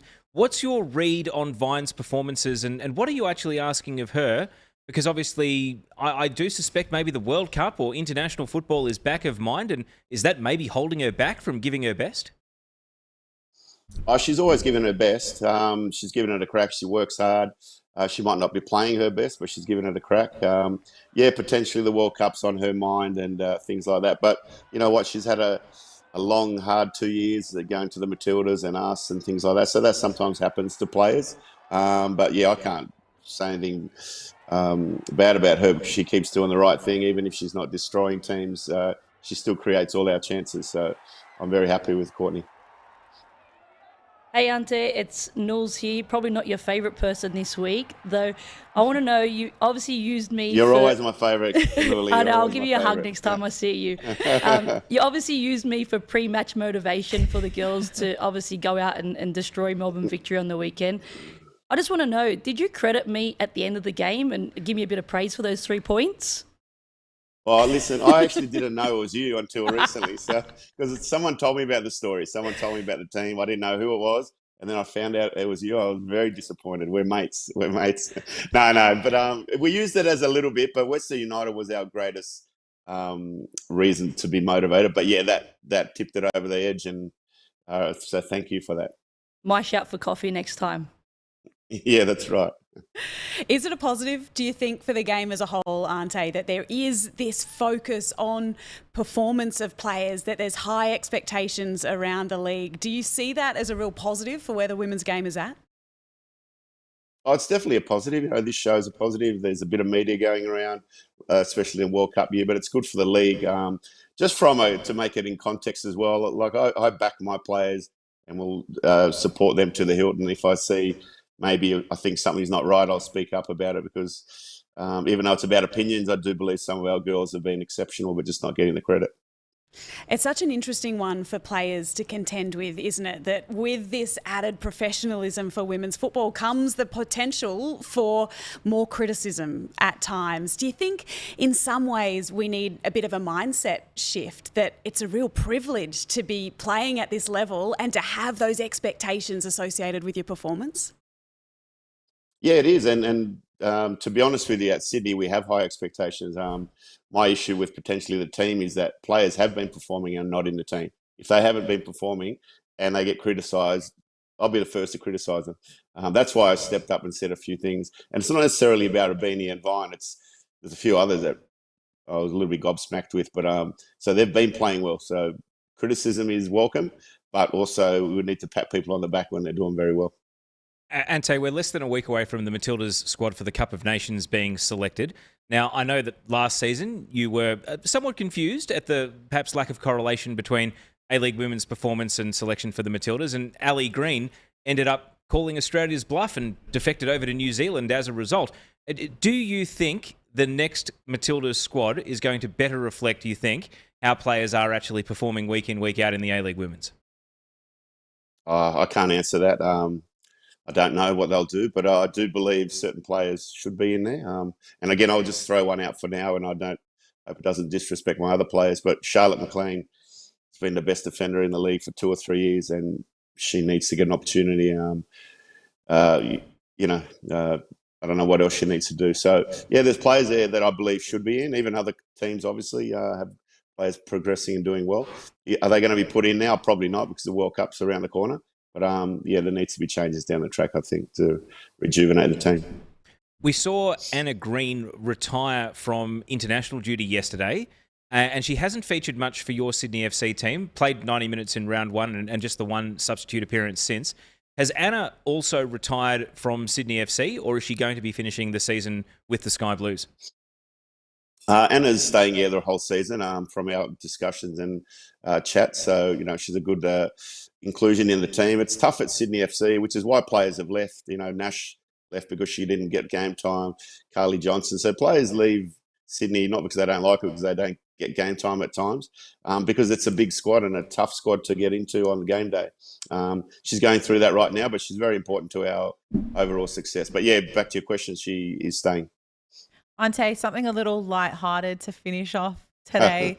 We know it's Princess Abini's birthday, and she has a very well-earned lunch with the girls, especially scoring that hat-trick over the week, which was incredible. How are you not at this lunch with the girls, having a couple of beverages right now? How? I didn't get invited by Prinny, obviously. Something needs to happen. Don't worry, on Monday, on Monday there'll be some punishments for this. But I'm glad they're really close-knit, and I'm glad they do these things. We actually had a real good New Year's together, and I saw them in a different light, and it's probably why we've been doing so well. They're like a family. Anyway, happy birthday, Prinny. I'm sure they're watching wherever they're having their beverages right now, aren't they? Yeah. You guys take on Melbourne City next week, another really big game ahead of you. Are we starting to see the top 4 in the Liberty A-League really take shape and pull away from the rest of the pack? It looks like that on the ladder, but you can't take anything for granted. There's some good teams. I'll use Wanderers as an example. We beat them twice, but they were a hard team to beat. So, some teams that are in the lower part of the table are good teams, and they can do anything on their day. But, yeah, the top 4 at the moment is consistent. They keep seeming to win, and it's going to be a tough game against City. Ante Juric, thank you so much for joining us on Dub Zone this afternoon. Enjoy the rest of your Arvo and a few extra laps for the girls on Monday. Yeah, 100%. And Kanuli, can you do another one of those things for the weekend? I need more motivation. I'll have to charge you for the next one. Ante Juric, the coach of Sydney FC, joining us on Dub Zone this afternoon. Knowles, what do you reckon? What do you got up your sleeve now for the next clash? The clash with Melbourne City, another really big one. Yeah, look, I think I'll have to do a piece for him and actually send him an invoice. You're going to write more Sydney FC players off, because they have been, haven't they, a high achiever in the league for a number of seasons now, and this year once again showing that they're one of the teams to beat. Look, they're always a team to beat in this competition. You cannot go away from Sydney FC's quality from day one to where we are right now. We always talk about they're a team that comes on. They know how to win. They only know how to win. They've always been there from the early days of obviously Stage in the beginning of the competition. They always recruit so well, and like Ante mentioned there, they do have quality players that actually leave their team, that actually go to find minutes in other squads. And you can never take away the quality of Sydney FC. And maybe sometimes it's tough for players to actually shine because there is so much quality across the board there. Well, one thing I wanted to ask, because I asked Teresa the same question last week, the issue for Sydney FC is they've lost the last 3 grand finals. They can't really improve or prove a point until they get over the hump on grand final day. How difficult is the journey when the only way to really benchmark your improvement is what happens at the destination? Of course, it's always tough when you're at the top and you're constantly, looked at as a team, which is a top team. And, those last few grand finals where they haven't had success, it's something that would be playing in the back of their mind as a group. And I'm sure going into this season, maybe, if they don't finish as premiers, it might actually give them the confidence to be able to go on and maybe win that grand final match. Well, speaking of teams that know how to win games of football, Western United in their debut season of the Liberty A-League doing exactly that, Teo, and causing all kinds of issues for Canberra at Mackellar Park today. I mean, this has been pure annihilation here from Western United, and I think quite rightly been focusing on what it says about Canberra as opposed to what it says about Western. But it started in just the 5th minute with Danielle Steer's first A-League women's goal, then Mel Taranto scoring for the first time in A-League women's. Hannah Keane, the Golden Boot leader, is now up to 9 for the season with a double, and then Sydney Cummings has been credited with the goal rather than TJ Vlanic. So at this stage, it looks as though the centre-back is going to get her 3rd goal of the season for that goal line scramble after the fumble by Chloe Lincoln. Catherine Cannulli, it's been one-way traffic. Western United are 1 goal away from putting 6 past Canberra United for just the 3rd time in their 15-year history. It's been an extraordinary 45 minutes of football.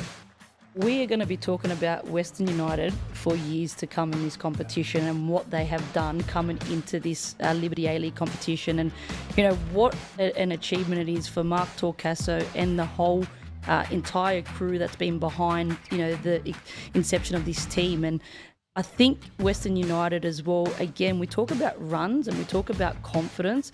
They're a tight-knit group that, nothing can get through this team at the moment. It just goes to show on the pitch and, how their performances are. And, again, without Jess McDonald, still making it work today. Yeah, without J-Mac showing that the platform, the foundation has been laid. And Hannah Keane featuring in your poll today, Kat, showing exactly why. The main woman of our poll, because she's leading this Golden Boot race. And we put the question out to you guys, who you think could catch Hannah Keane in this Golden Boot race, with Madison Haley coming out on top at this stage with 40.8%. So once again, a testament to that Sydney FC side as well and what they're doing in this competition as well. I mean, Hannah Keane doesn't know we made this poll, but she's playing. She's playing like she knew we made it. Yeah, she is, isn't she? Which, it might be the Knowles effect.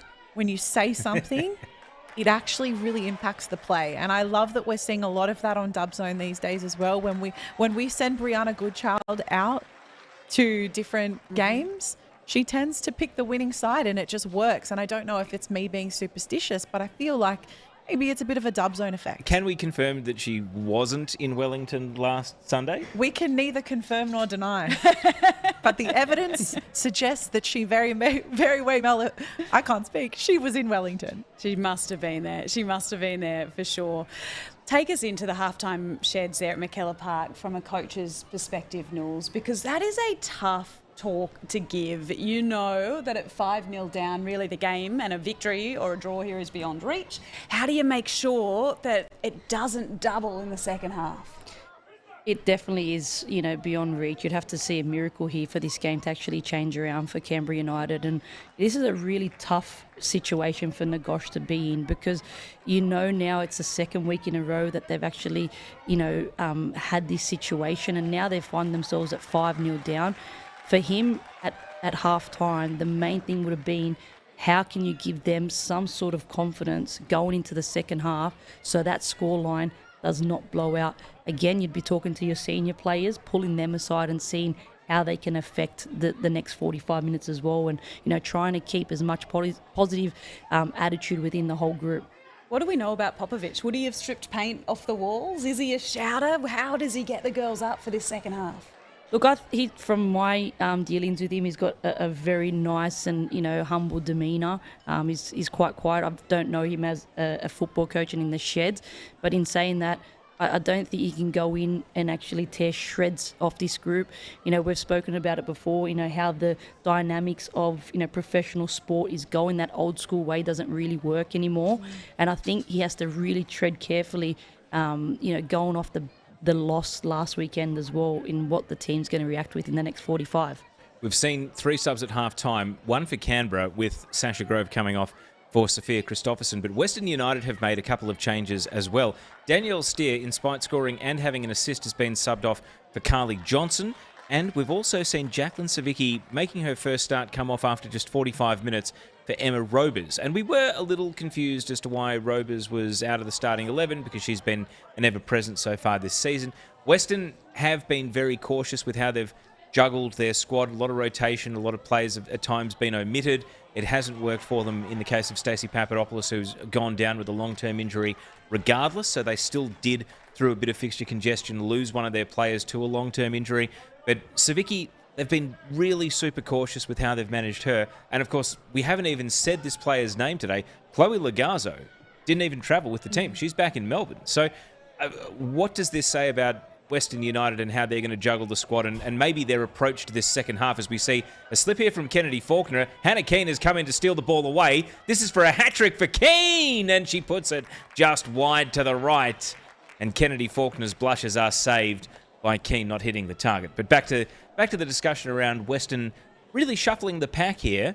And Savicki, they've been so super cautious about how they've managed her comeback from what we understand is a bit of a degenerative knee injury. Yeah, we know that her injury has been something that, you know, has been part of her career for quite a long time. It's interesting to see that, you know, will she be travelling? I know the Philippines are going into camp next week as well, and will she be travelling for international duty as well? Or is it that the knee at the moment isn't in a point where it can actually handle more loading than what she's actually in at the moment? For young Johnson as well, getting onto the team sheet and actually getting on the pitch today, you know, possibly giving her 45 minutes to go and show, you know, what she's got.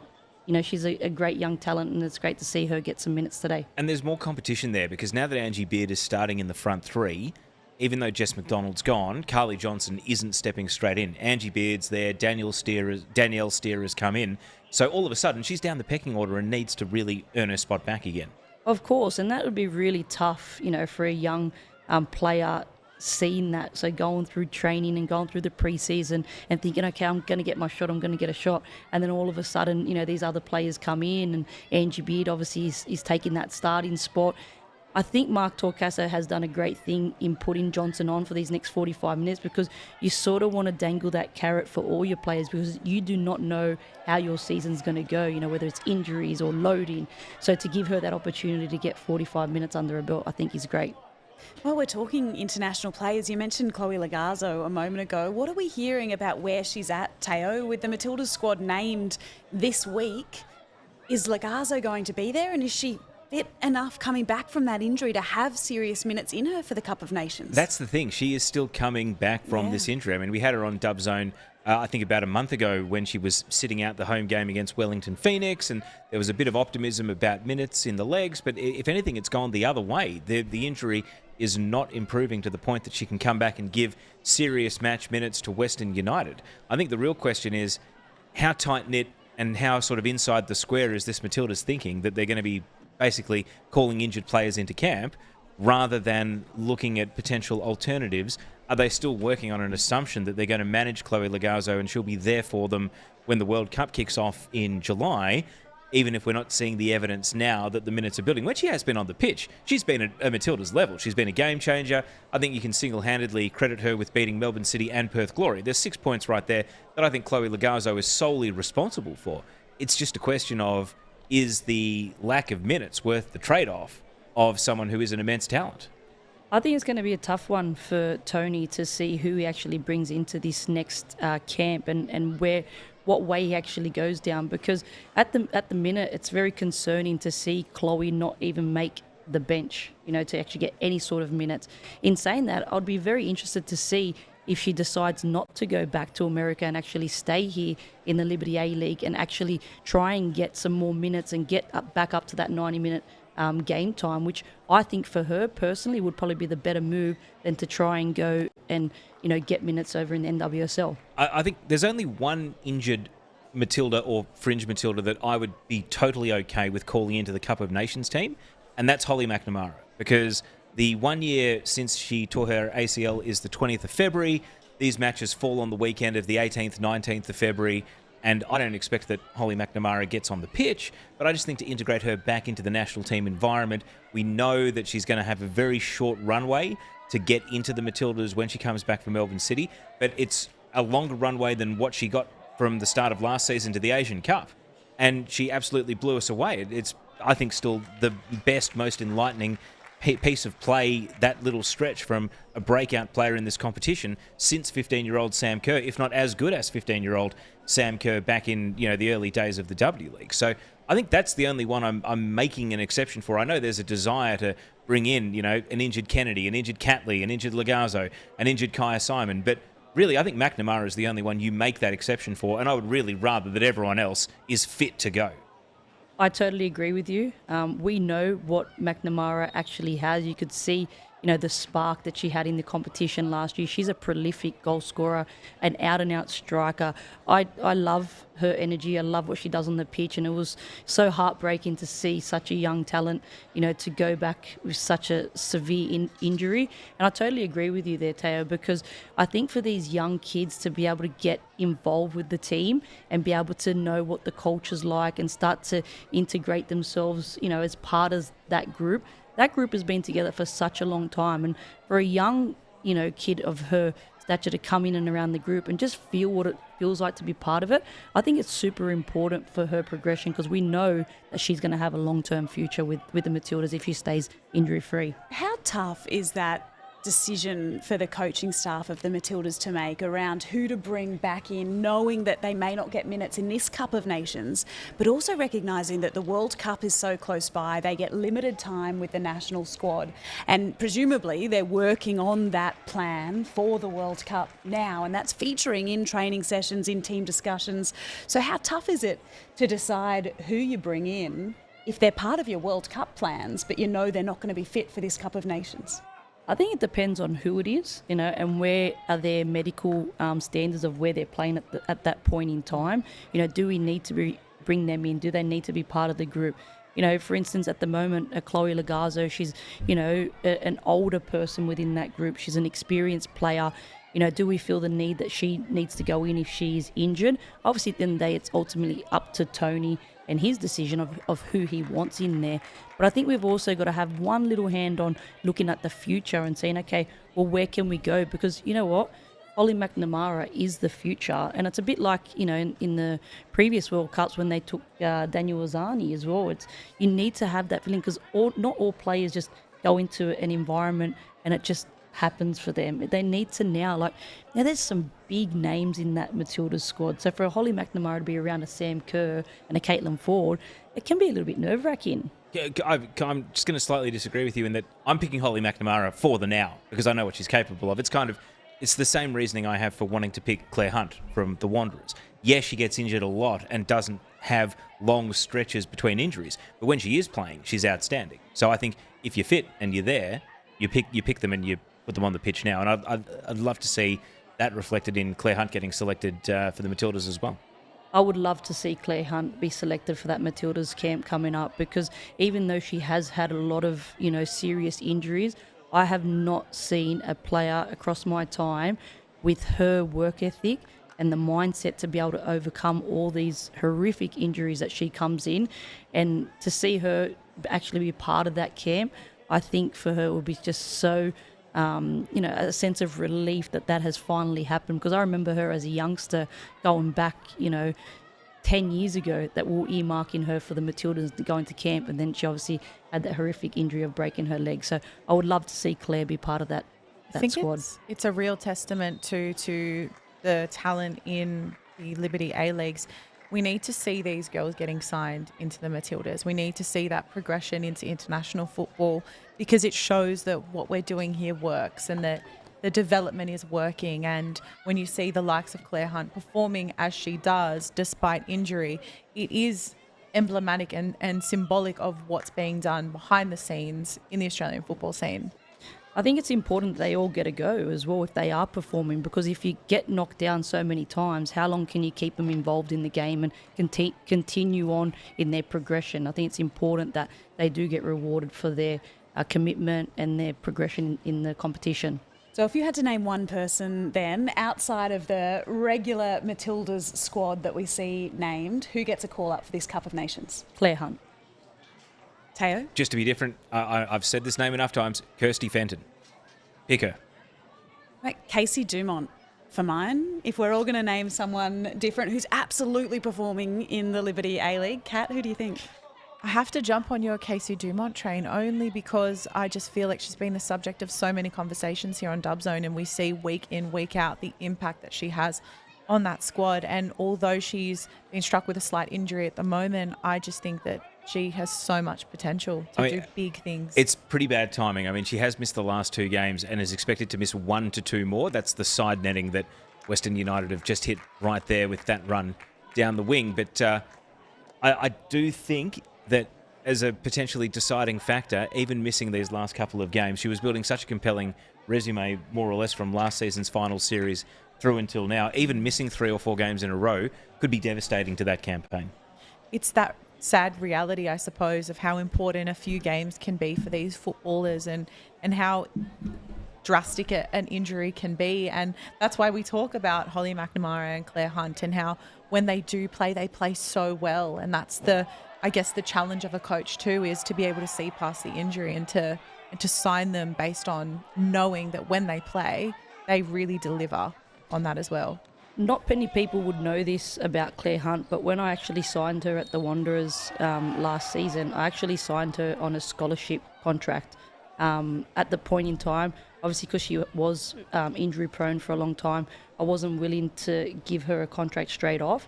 And I remember having a Zoom meeting with her and talking about giving her the contract, and gave her time to go away and think about, getting a scholarship contract, and that she would have to prove to me that she would be fit and ready to go. Again, I think it was within 7 days that seeing her in pre-season that I pulled her into my office and said, I'm upgrading you to a contract right now, and to see her actually lead the side this season, for me, it's actually a really nice touch, because again, I've seen the work that she has done behind the scenes, and to overcome a lot of things that she has, hard work and determination is what comes with that name. That's the insight that Dub Zone is all about, and learning more about these players and the impact that you understand that they have on that pitch, which is really interesting. Thank you for sharing that. Christian wants to use the Norse powers for other things and has suggested that next week you need to say Danielle Steer is a much better prospect than Sarah Hunter right now, so that Sydney win 4-2 and Hunter scores. Yeah, look, Daniela Gaelic for me is a superb footballer. She has got the ultimate future ahead of her. I think she's an unbelievable talent in this competition. And for her to come into this competition now and do the things that she's doing with the Melbourne City side is absolutely fantastic. Sarah Hunter as well, great footballer. You don't see somebody working as hard and the work ethic that she has on the pitch. Yes, they do have some similarities, but, completely different in terms of the way they play the game. We've had plenty of tweets coming in with that hashtag DubZoneCat. Really, some celebrating the fact that at least to start this second half, Canberra United have kept a clean sheet.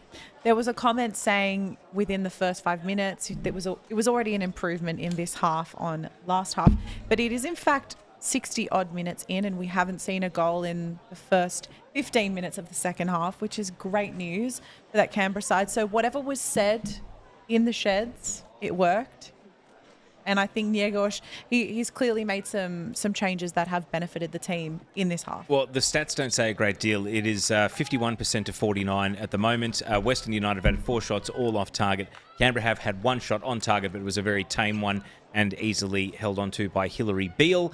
probably the sort of afternoon that Hilary Beale is enjoying at the moment, because Canberra have had 9 shots, 4 on target, but Hilary Beale has dealt with all of it with a fair degree of comfort, and we haven't spent a great deal of time, other than the Sydney Cummings debated goal, talking about whether or not Western United's defence has had a great deal of testing being done to them today. I think there's a lot of testing being done for this Canberra United side, and it's happened not in this game only, but also in that last game. I think that squad have been really under the pump, and it's a question of the difficulty of coming back from a loss like what they encountered against Wellington, and then how do they come into this game and do something a little different. And unfortunately they weren't able to change much, because the scoreline reflects that they're clearly going through some difficulty right now as a squad, but this half is looking better. So despite those stats, it looks like they've at least been able to prevent another goal being scored against them. And a close one here asking about Western United taking their foot off the accelerator. I suppose the goal difference situation, Kath, it's something that coaches generally don't tend to talk or think about, I imagine, until the very last day of the home and away season, when it really matters, as opposed to the chance to build your goal difference now and then have an advantage. But Western United plus 12, Melbourne City plus 15, Sydney FC plus 14, and then Melbourne Victory after that heavy defeat on Thursday. They're only plus 3. So the Premier's Plate could end up coming down to goal difference at the end of the season. Of course, Mark Torcaster will have that in the back of his head as well. In saying that, I can understand that he has to make some sort of changes looking forward to, next weekend and in his next fixtures as well. In that, as a coach, I have to say, when you're on a roll and you are 5-0 up, you cannot take your foot off the pedal. You have to show your dominance in this competition and show that you are the heavy hitters and that you are going to be top of the table and you are making a statement. So I know he's probably got one hand on trying to do that, but also on the other hand, trying to obviously balance the squad. Need to apologise. Plus 17, Western United. So their goal difference is currently the best in the league. But that's with and that's after 10 games played. So Sydney FC would have a game in hand, and they would be 6 points behind, but also 3 goals difference. So, pretty handy lead at the top, and they wouldn't want to give a couple of cheap ones back to Canberra here in this second half. It's an interesting one, isn't it? Because Mark Torcaster may well have it in the back of his mind, but how does he make sure that it's at the forefront of the players' mind when they're already 5-0 up? It's a hot afternoon. They know the game is won. How tough is it to really get them to put the foot on the throat and look at breaking those records? Conditions always play a massive part in what's going on. In saying that, obviously they are 5-0 up at the moment, and you get a bit of confidence when you're up so much as well, and you start to do things that you probably wouldn't do, if there was a different scoreline at that point. But I'm sure the girls that actually got on the pitch as well, they're going to come on and actually try and make a statement to actually try and secure some sort of minutes, or possibly even, show Mark that, I want to have a starting spot in this team. 65 minutes gone in this one at McKellar Park, and coming up for you at 5:30 Australian Eastern Daylight Time this afternoon, we'll see the Western Sydney Wanderers take on the Newcastle Jets. Hopefully, if you're in Western Sydney, you're getting along to that game. And Teo, we do have team sheets in for this clash, which I think shapes up as a really interesting one. Newcastle scored twice as many goals as the Wanderers so far this season, Teo, and they've conceded more than twice as many goals as the Wanderers this season. So looking at the team sheets, how do you see this one playing out? Massive surprise with selection here. Gemma Ferris is in for an A-League women's debut and start, the youngster out of the Football New South Wales Institute. I am chasing up on what has happened to Lauren Keir, who was totally dropped out of the matchday squad. Wanderers are trying to get back to me on that one with an answer as to her absence, but that's a big switch, a centre-back and a young centre-back as well. I think she's only 17, Catherine Cannulli. She has played for Leah Blaney's young Matildas in that 2-match series against New Zealand before they went away to the Under-20 Women's World Cup. Newcastle Jets, Murphy Agnew back in the starting 11, Sarah Griffith back in the starting 11. Those are welcome returns for those 2 Americans after being out with injury. And you look at the Wanderers bench there, starting to mix it up. Yitka Chlestakova is back again. Sheridan Gallagher is out after 1 game off with injury. But my focus here, I'm honing right in on the young centre-back, Gemma Ferris, standing next to Claire Hunt at the centre of defence today. Was she a trade-on with Wanderers last year as well? Or no, so she's new to the Wanderers this year. Yeah, she is, and it's a very interesting one because you got Alexia Apostolakis there that obviously played centre-back for us for majority of the season last season, and she's a fantastic talent in herself. In saying that, obviously you got Ange Christodoulou on the bench as well, where she could have moved Alexia into centre back and brought Ange back into that right back position, but she's gone with actually putting Gemma straight into the mix and putting her in as centre back. I mean, I've seen her play for Football New South Wales Institute. She's not a towering centre back by any means, and obviously she's going to be the junior partner next to Claire Hunt, who we were just talking about, at the centre of that defence. But I mean, she's a capable player, but it's a tough environment to come into, playing against a veteran, well, seasoned, experienced NWSL talent in Sarah Griffith, who starts every game for the Chicago Red Stars. So how much sort of almost parenting and leadership is Claire Hunt going to have to show in that defence with 16-year-old Apostolakis at right back and then the other teenage defender, Gemma Ferris, on debut next to her at centre back? Claire Hunt was a fantastic leader and a fantastic role model to Alexia last season, and I'm sure she's going to play the same role this season, you know, given that Gemma Ferris has now been given that opportunity to start, you know, in this game.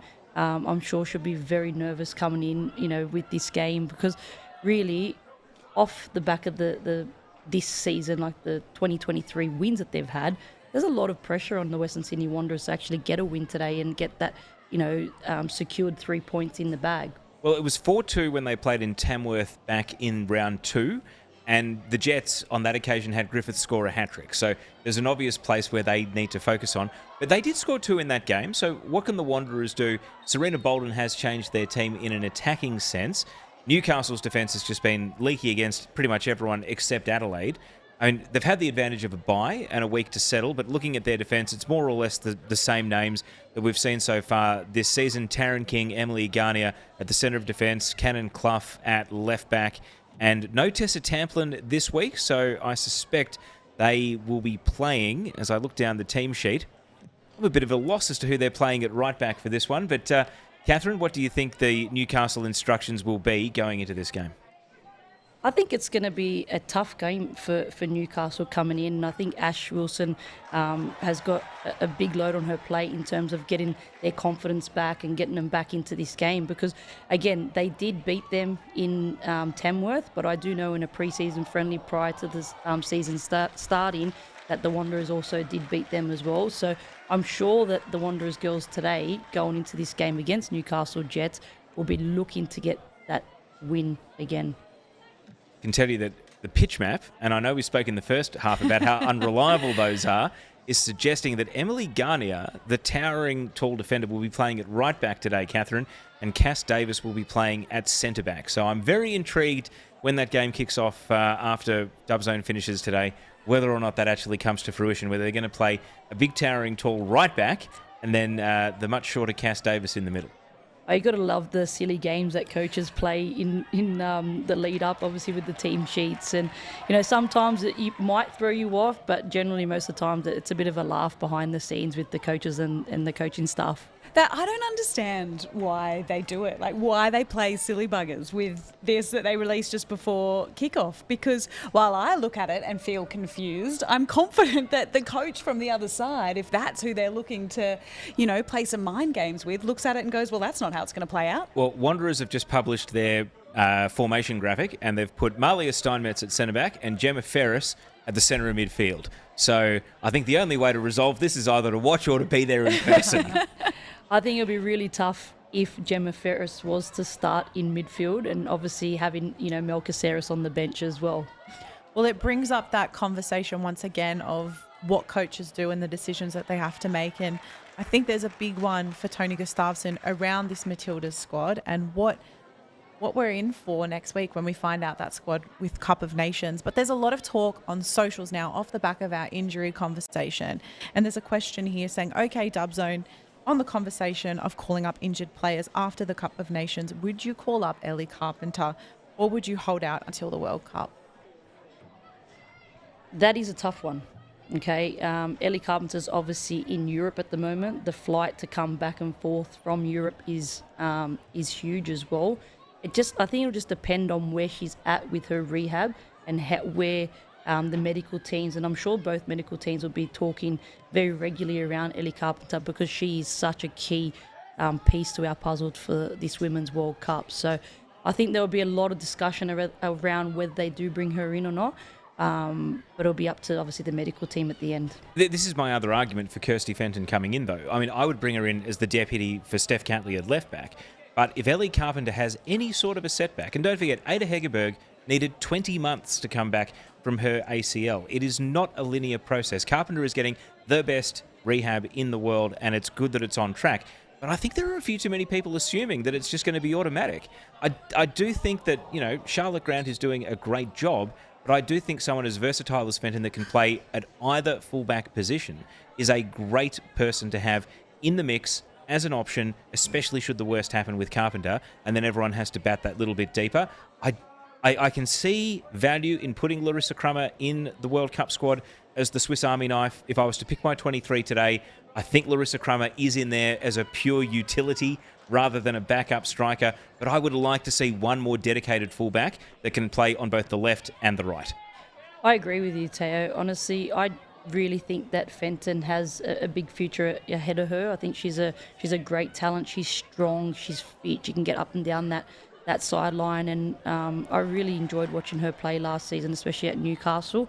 In saying that, obviously Charlotte Grant has been in Australia recently and only just recently went back home. Yeah, she was training with Adelaide when she was here. Yeah, so she hasn't had the match. She hasn't been playing matches as well. So that could be something that, do they bring her back in as well? Like, where is she at? In saying that as well, you need to start bringing players in that can start knocking on the door of these other players, because competition creates that environment, and the competition is what creates, the team to be able to succeed. And we know at the moment that we don't have the greatest of depth in the Matildas squad at the moment. We don't give them the opportunities. How do we allow them the right to be able to stand up and say, hey, I can actually do this too? Well, I mean, the name that we haven't mentioned here is Emily Gielnik. But again, when I think about who's the Adam Taggart, who's the Tom Rogic, who's the Trent Sainsbury of the Matildas, I cannot believe that Emily Gielnik stuck it out at Aston Villa. And there were suitors in the A-League Women's. There were plenty of teams that would have bought her back, guaranteed her 90 minutes a week in the position that she wanted probably as well to make, just get some match minutes for the World Cup run. I mean, no disrespect to Aston Villa. I'm sure their training level is high, but Gielnik's just not clocking the minutes for Villa. At least Alana Kennedy has come back and is playing 90 minutes a week for Manchester City, having missed a long, long period of time. She's come straight back in, and credit to her, she's come in at the right time. I just think a lot of people are still thinking inside the square that Gielnik is an automatic selection in this Matildas team, and I think that the Matildas themselves are also the ones that are thinking that. I think Emily probably doesn't know that she, it's just going to happen for her. I think it's really hard as a footballer. You're playing for Aston Villa, and unfortunately, that name brings, so much, history in football, and you're playing in one of the best leagues in the world. And I think now that the players have got a taste of being in that competition, I think they feel at some point that it might be, a bit of a step back coming back to the Liberty A-League. As much as it hurts me to say that, and it's so great to see, KK and Chloe Lagazzo coming back, and they're at a different point in their rehabs and different point in their careers. And I think for Emily, it's a tough one to make that decision. But she's probably gone back to Aston Villa saying, you know what, I'm going to give it a crack, because Emily has never had the talent, and nothing ever been handed to her. She's always worked super, super hard to be able to be in and around that team. And I know firsthand, I've seen her coming through the ranks at Brisbane Roar when I was there, and I've seen her work so hard to be able to get to even where she is today. It's also that conversation of, should a position in an international team ever feel like it's just there waiting for you? That competitive element is so necessary in order to keep the best talent, the best depth, and ensuring that we're putting players who have worked to be there in those spots. And it's something that, for example, Graham Arnold did really well in the lead up to that last World Cup, is those positions were in question up until moments before the World Cup kicked off, and players didn't know whether or not they were going to be there. Trent Sainsbury, for example, his name was thrown around, and then he wasn't on the squad and ended up going and watching instead. And I think that element of competitiveness is really important to keep players fighting for those positions. 100%, and that's why the USA has been at the top of their game for such a long time, because if you're not performing, you're out. There's another person knocking at that door.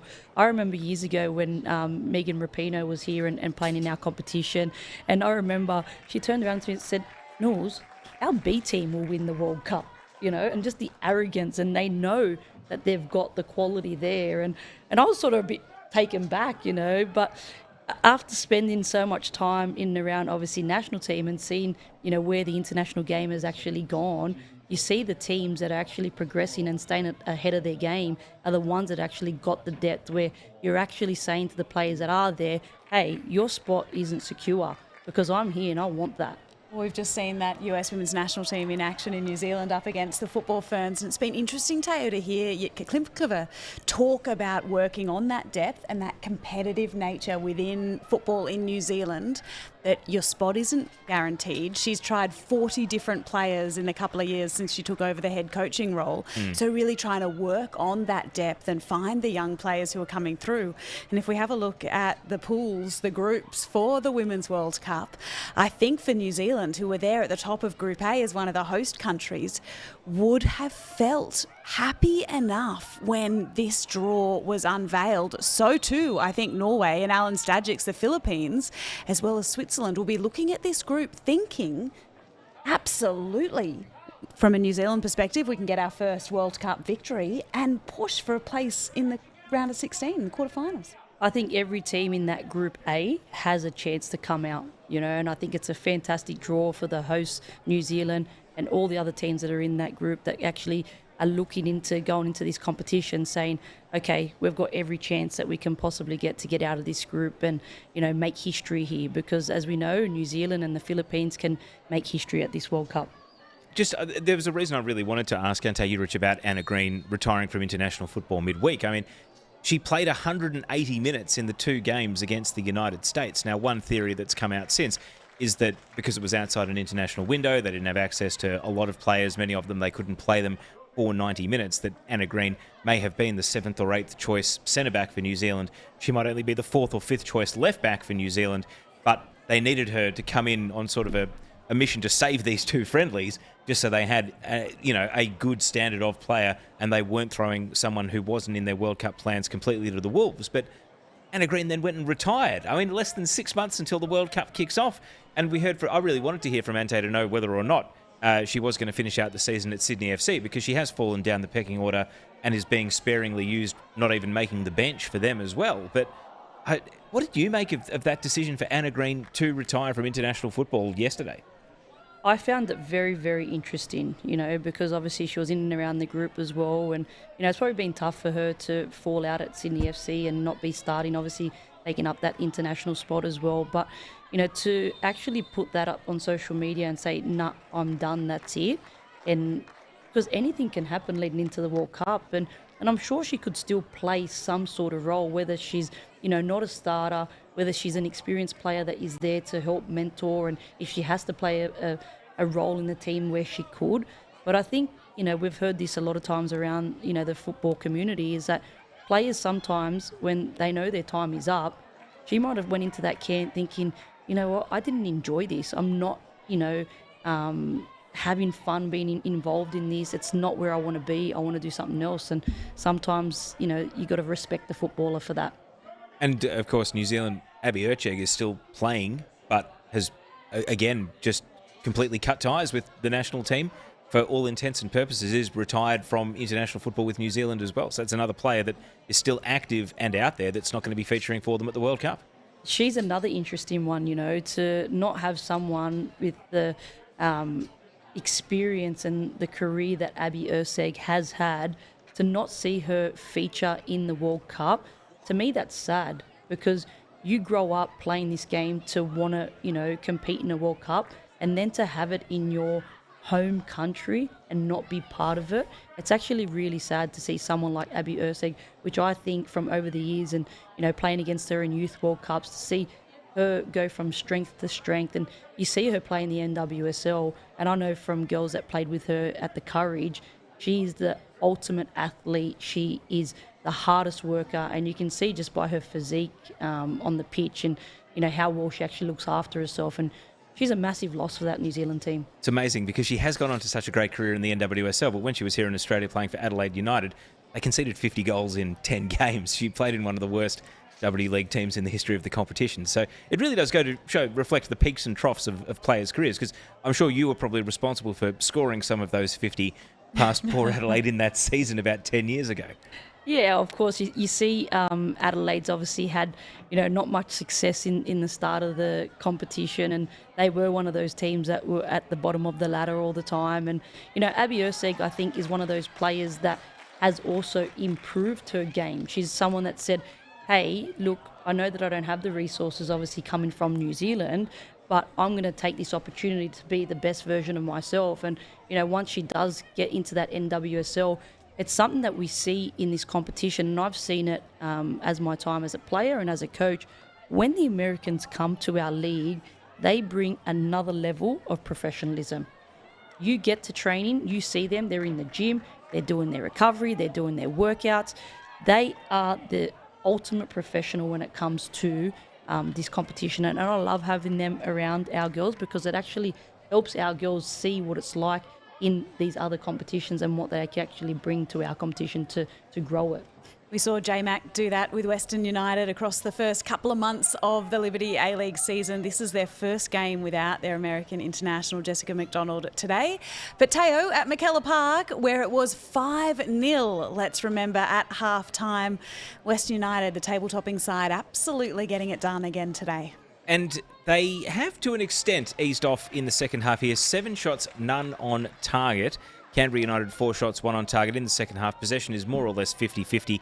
Final third entry is 28 for Western, 22 for Canberra. So as you would have seen, it's become a bit more of a end-to-end sort of midfield battle without really any cutting edge. Interestingly, Canberra subbed the sub. Sophia Christopherson, who came on at half-time, has since been subbed off for Chloe Middleton, so we hope that that's not a serious injury and she's okay. Hayley Taylor-Young has also been subbed off for the young Victorian defender, funnily enough, Holly Murray, who would have loved, I'm sure, to stay in Melbourne with 3 teams there, but ended up going up to Canberra to start her A-League women's journey. Western United have subbed off Angie Beard and brought on Alexandra Sinclair, and the weather has definitely taken its toll in this second half. The only question now is, as we see Natasha Dakic coming on for a few minutes here at the end of the game, and she is going, are they subbing the sub again here? Carly Johnson is coming off, so this is not great.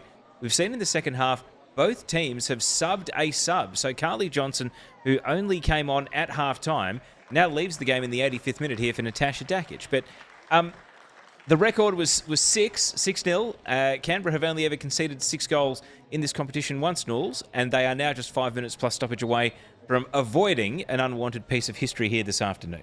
It will feel like the longest 5 minutes for the Canberra United team. I'm sure that they are waiting for that final whistle to blow. Just touching on those subs as well, I'm sure that the heat's probably got something to do with those girls going on and hydration and obviously being affected as well. It's 34 degrees in Canberra, and it would be very, very hard to come off the bench and make a difference. Just from a purely self-interested point of view, Hannah Keane has 21 points in fantasy. So Serena Bolden, my captain this week, 22 or more, please. That's all I ask. I did change captain to Serena Bolden. I thought that Jets defence, they're a bit shaky. Serena Bolden has been a revelation since coming in. So let's see what happens here. Teo, I think you are in safe hands with Serena. Don't stress it. She's been unreal this season so far.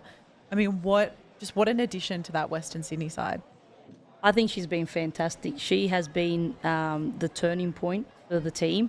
We know that they included her into the team and also changed their formation to a 4-4-2, which has also changed the dynamics of the team. And I think, I don't know her personally, but obviously understanding her coach at the Philippines and speaking to Stage and speaking to the girls that are actually training with her.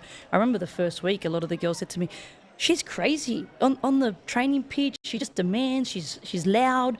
She's constantly driving. And I think it might have been a little bit uneasy as well. But I think that is the best thing, because sometimes when you're having such a poor season and things aren't working for you, change is always good, and you need someone that motivates and actually demands and holds you accountable and wants the best for you. So I think it's one of the best signings that they've made this season out of all of their international signings. It was so interesting to hear Amy Harrison talk about that impact that Serena Bolden had had off the field as well as on it. And I think it was after only 7 days with the squad that first week, it felt like there was a real injection of energy at a point in the season where, having not won a game yet, they really needed something new, something to change. Of course, Tessa Bird was obviously their first pick in terms of the international to come to the league. And I thought she was a fantastic player and she'd done really, really well. But her addition to the team and what happened to Bird to actually be able to bring Serena Bolden in is what has actually changed their season, because their season could have been a completely different way if that didn't happen. So we always say, even from somebody's bad, there's good that's actually come from it. And I'm loving watching her energy and what she brings to the team. And I'm super ecstatic to see the girls, get a few wins on the board and take that through to the back end of the competition. Do you know who else I reckon is loving it? Alan Stajic. From a Philippines perspective, and we know there's that strong contingent at the Wanderers and they're getting fans along to the games as well, Stadge would be watching her performance and that confidence that she'll be bringing into the next Philippines camp and absolutely rubbing his hands together. Of course, it's a win-win for him, She comes into our Liberty A-League and he also gets to watch her live while he's here. That is definitely a plus for him. In saying that, we actually tried to sign Serena Bolden last season, but she had been contracted to her Japanese team at that point in time. But, confidence for a striker always goes such a long way. And I think even for her off the pitch, seeing what type of impact she's made on this team, as a footballer and as a person, that makes you feel, so much more superior as well. And it makes you feel good that you've actually made an impact to this squad. Catherine, we just saw Chloe Middleton there. She's been subbed on. Hasn't played since March. First appearance for Canberra this season. A player who's really had to work hard. She actually came into the Western Sydney Wanderers in that season you were referring to earlier, the one where all your international players went home mid-season. You had to sign replacements during the run. Are you surprised that we haven't seen Chloe crack the Canberra team so far? And do you feel as though now this is basically with the team, you'd think at rock bottom, consecutive 5-0 defeats, that maybe Negos Popovic is going to start mixing it up and maybe even look to bring her back into the starting 11? I think he has to change things up, when you do come off a few losses and, things aren't working for you. You have to start to look at, your squad players and seeing whether you can make a difference or, give other players an opportunity as well, because it does become quite hard in that environment when things aren't going right for you and you are a squad player. You do have to start and rotate, because people will start to ask questions of you as well. If things aren't working, why aren't I getting a chance? And I think today he's obviously given her a chance. In saying that, you can also talk about Danica Matos. She was one that was actually signed within that season as well. And I'm pretty sure I seen a stat the other day that she hasn't missed a game since. She has been fantastic for the Western Sydney Wanderers and been a great addition to our squad. If Popovic comes out after this game and says, hey, we moved Jarley to the bench, we rested Nikki Flannery, we put this down as a scheduled loss, we were playing the top team, we want to just challenge the teams around us on the table. The other player they omitted today was Ellen Gett, who they'd been perhaps experimenting with as a centre-back. She'd been signed as a forward, but was playing in a different position, necessitated by the long-term injury to Madison McComiskey. But if Popovic just came out and said, yeah, we budgeted for this loss. We treated this like the NBA. You don't get to see Steph Curry every night. At the end of a long road trip, all the superstars, they sit out. Well, we've done the same thing. We've come back from New Zealand. It's a 35-degree day. We had some key players that weren't feeling great, and we budgeted for a defeat today. Would you cop that if you were a Canberra United fan? Look, I think it's really, really tough as a fan to take that, but you've got to be looking at different things within your season. And as a coach, they're the decisions that you have to make, When I seen the team sheet and actually seen Jarley on the bench, that was the first thing that came to my mind, is he resting her because she has had a big couple of weeks and he knows going into this team, game, that it's going to be a hard one or a tough one for them to beat Western United. Well, she's still on the bench. She's an unused sub, and we've ticked into stoppage time. So they're basically Flannery and Jarley not featuring at all, and they've been two of their main attacking weapons this season. I think definitely if the game would have went a little bit differently, if Canberra could have stuck in there and it might have been a 1-0 or a 2-0, you would have seen Jarley be unleashed. But given the way the game has gone, I can definitely see why he hasn't used her. I mean, the season's only getting longer. It gets 4 weeks longer next season. We get an extra game per round next season. I mean, we've talked quite a bit today about the competition maturing.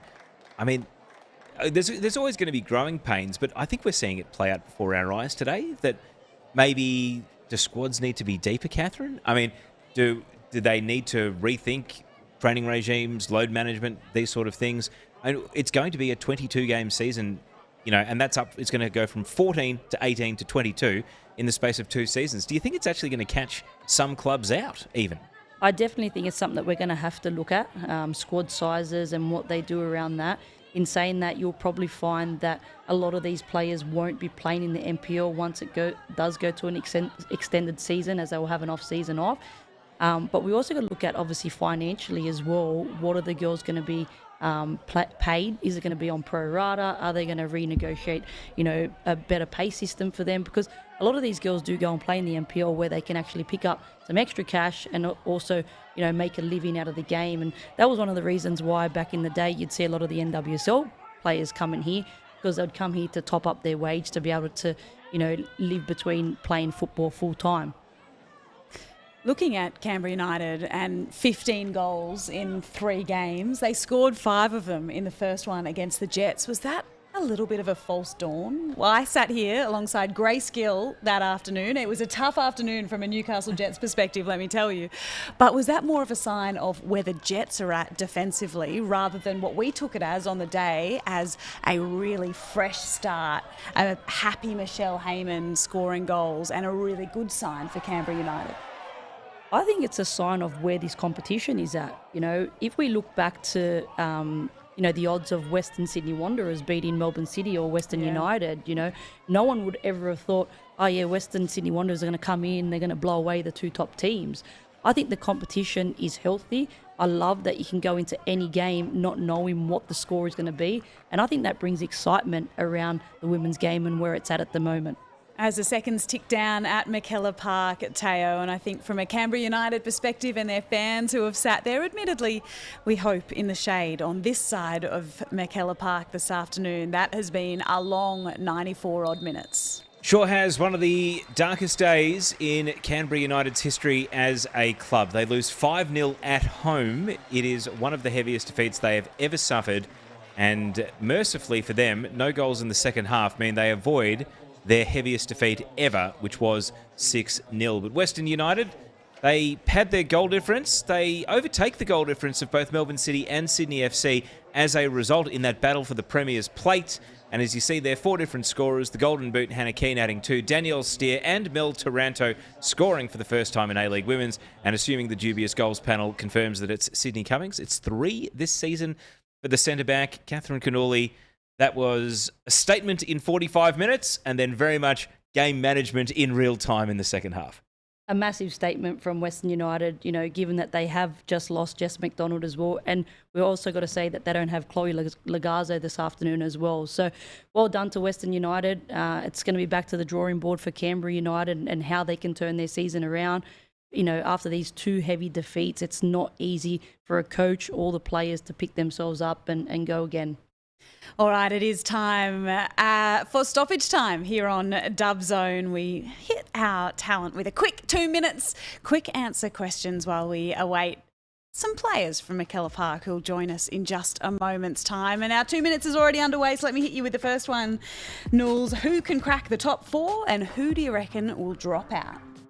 I honestly think it's going to stay the way it is. I can't see many changes. I think the top 4 now, they've sort of gotten away.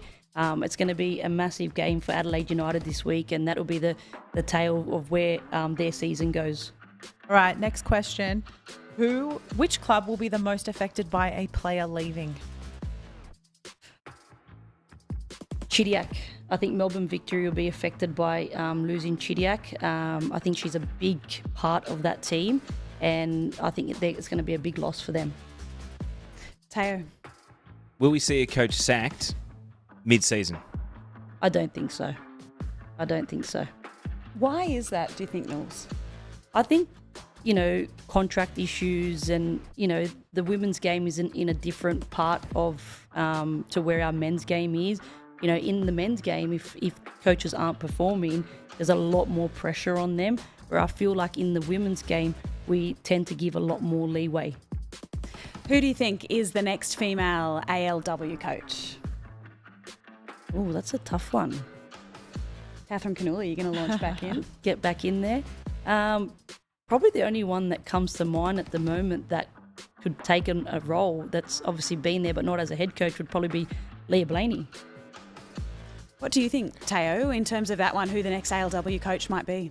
I think there's going to be a market for Helen Winterburn, who's the assistant at Western United. It's just a question of, young family. Does she think it's the right time to take on that sort of responsibility? All right. There's only 12 seconds left. Are Sydney FC's regular season accomplishments not given their due? I think so. I think so. That's for sure. Right on time, Kat. Right on the final whistle. Beautifully done. You raised the point a little bit earlier on, Teo, in terms of Sydney FC's regular season accomplishments. They're at that place where we expect them to be at the pinnacle of the game, and the only way they go a step further is by winning the whole damn thing. Yeah, and let's not forget, they didn't go interstate until Game 11 last season in a COVID-affected season. I mean, they had a week off because they couldn't find a home ground last weekend to play Perth Glory, okay? I mean, yes, there's a lot of fawning praise for Sydney FC, but they seem to expect to get fawning praise every week. And then just the slightest little element of someone outside the tent having a go at them. Whoop, whoop. Someone's had a go at us, and look at the blow-up we've had. As much fun as it's been, I think they get fair praise for their home and away. I don't think we undersell it. It was interesting from Ante, wasn't it? He joined us at halftime here on Dub Zone. I'm sure it'll be up on Dub Zone across Instagram if you want to check out the conversation there. But he was saying all he wants is a fair appraisal of where his team and where his players are at. Do you think coaches within our game can be a little touchy at times when it comes to criticism of their teams? Of course there can be, He's been so lucky and blessed with the team that he's had. They've never... had a season where they've had a really, really bad season. They always get players that want to come and play for Sydney FC. As you can see, young Jessica Nash, she's moved away from there and she's been a fantastic player in our competition as well. So if you're losing players like Jessica Nash, Sydney FC's always had that status that they are the top team. And I think now when people do start to talk about them, because it's always in high praise, that, people do start to get their backs up a little bit when, there is a little bit of criticism there. Do you think it's a sign of how far our game has come that we do have that level of analysis that now exists around player performance, around expectations for teams and for clubs that perhaps wasn't there in the past? It's something that's going to grow our game. If we add this element to our game, it will definitely grow it and make it better. We just touched upon, will there be a sacking in this competition? I don't think we've ever seen a sacking in this competition. And if that does happen, one day, then other coaches will start to think, oh, hang on, I could possibly be at the point of getting sacked where we accept that. And until we start to push through those barriers as the female game, that's the only way we're going to start to grow it and accept and hold people accountable for where we want this game to go. Kath, I think you're right. Accountability to the level of expectation is really important, and that's how we continue to see the growth in the game. But we did put a poll out on socials today about that Golden Boot race that Hannah Keane is leading, and she sure is still leading that race after her game today. The question I want to ask you before we show you these poll results, there we go. You can see the Madison Haley once again still leading that conversation with 43%. So she is very well in the running for that, but Hannah Keane is looking great. What are your predictions on Hannah Keane's final Golden Boot number by the end of the season? Oh, I like that. Get the crystal ball out. What number is that going to read? I think that Hannah Keane can really get into, double digits given that Western United's performances and their forms and their winning ways continue. I'm loving seeing the poll and seeing Madison Haley because I think she's been a fantastic addition to this competition and she does have an eye for goal also. I think once teams totally lose touch with making the finals, there may well be some one-sided games in the last month of the season. I wouldn't put it past Hannah Keane to get to 20 on the back of scoring a hat-trick or maybe even 4 in a game against a team who's given up on the season and is sitting down the bottom in the last couple of rounds. So often if you see a 20-goal-a-season striker in a team, you see that team lift the silverware at the end of the season. Is that what we're talking about here? If you've got a striker that's scoring goals and they're hitting double digits, you're, high up the ladder at the pointy end of the season and pushing for, premierships and grand final wins as well. Well, Teo, speaking of goals, we had a whole heap at McKellar Park today in a pretty one-sided affair. Yeah, and Western United, I mean, we know what they are going to do. Canberra couldn't stop it. It was 1-0 to Danielle Steer early. This was the second goal then, which was scored by Mel Taranto, the assist coming from Danielle Steer as well, and it was crosses from Angie Beard. That's the first goal there for Steer. That's what made it 1-0, getting that height advantage over Emma Ilioski that we talked about in the first half. And they were able to exploit that, Catherine Cannulli. This was a giveaway from Sasha Grove, which ended up leaving the goalkeeper stranded. By that point, it's 3-0 before half an hour, game over. The strength here of Hannah Keane to hold off Ellie Brush, the veteran, and then put it through the legs of the keeper. And then this is one that Chloe Lincoln would love to have back, fumbling it. And Sydney Cummings has been credited with the goal. It may not quite have been over the line. Catherine, Western, we know their game plan. We know what they try to do. Canberra couldn't do much about it today. There wasn't much that Canberra could do, especially, going back to last week. I know you don't want to dwell on that, but once the first goal went in, once the second goal goes in, the mental side of the team, it's actually really hard to pick yourself up and go again. We know that Western United would have, been looking at a lot of footage of Canberra United and looking at, where did those goals come from, the previous week against Wellington Phoenix as well. And I'm sure that would have been a target on Mark Torcasso's list in their training week.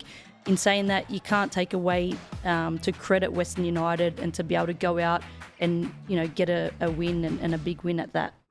Well, speaking of goals, Danielle Steer scored her first Liberty A-League goal at McKellar Park today, the opening goal in a dominant Western United performance, and she's been good enough to join us on Dub Zone the Savo. Danielle, congrats, my friend. What a strong performance that was. How do you rate that from a Western United perspective? That obviously felt really good coming away with the win. It was a team effort for sure. A lot of challenges, being on the road in the heat, and I think a lot of things just clicked for us today. So coming from a team perspective, I think we're really happy walking away with the win today. Danielle, I'm just wondering, how are you finding being involved in the Liberty A-League and how are you finding the competition? Yeah, for me, I think jumping right into things, coming, a bit into the season already, it was quite an adjustment. There is another level. You kind of have to look inside yourself to find, but it's been really good. The team's been really welcoming, and obviously they've been pushing me to get better and get stronger, and it's kind of exactly what I've been looking for. So, yeah, I've enjoyed it so far. And Danielle, when you say what you've been looking for, there was an article published about you at the end of your college career. It just casually mentioned that you had an Australian passport, and then I understand a bit of a bidding war ensued. What was the difference for Western United to convince you that that was the team to continue your football journey? I think just in speaking with the coaching staff and getting to know some of the girls early on, I felt like my values and how I am as a player just kind of fit what they needed at the time. Just a lot of things aligned well for me, and that's what ultimately made my decision. How much chat was there amongst the team this week about Jess McDonald leaving? Obviously, you've arrived mid-season. You've probably felt the full force of what she does to get the group up, the standards that she's helped set in training. Now that she's no longer there, what was the week like? And obviously this performance will have a lot of people saying, hey, the team's not missing her. But how different was the week you've just had? Yeah, I think what we miss the most about Jess is just her ability to use her voice. And I think that required a lot of us to step up in different positions and in different ways. We all knew that Jess was going to leave some big shoes to fill.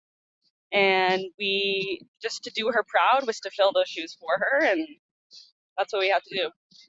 Danielle, obviously you've got a connection to Australia, but we want to know just how Australian you feel now that you're playing here and you're getting to live in beautiful Melbourne and basically living on Australian soil. How does it feel?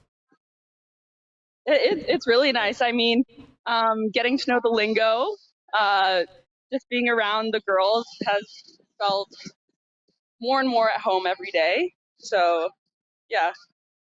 Have there been any Aussie-isms when you talk about that lingo that you've just been like, what on earth does that mean, guys? Oh, definitely. There's been a couple back and forth things as well. I'll say something and girls will be like, I've never heard of it. And I was like, oh, it must be a Canadian.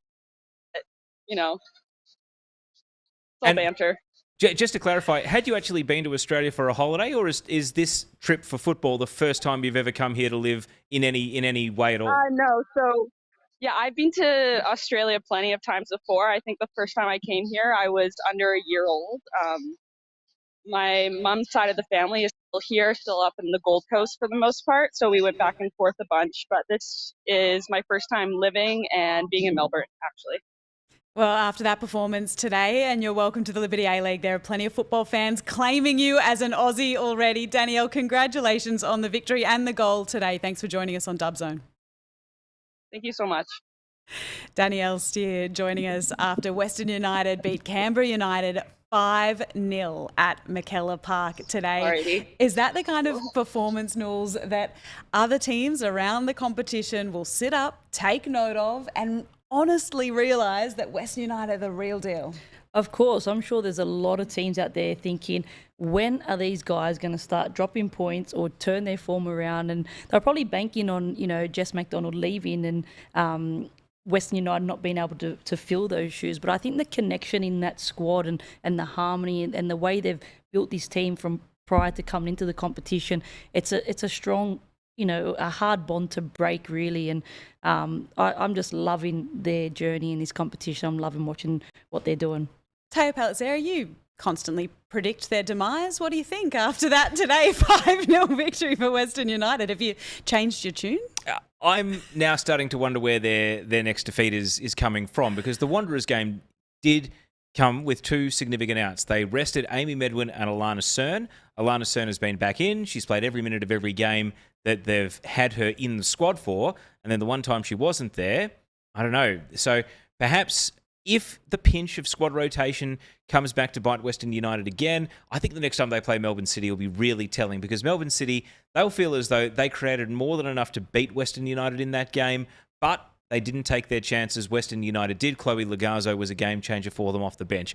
I still think the next time they play Sydney FC, the next time they play Melbourne City, they don't play Victory again, because we don't quite have the complete home and away.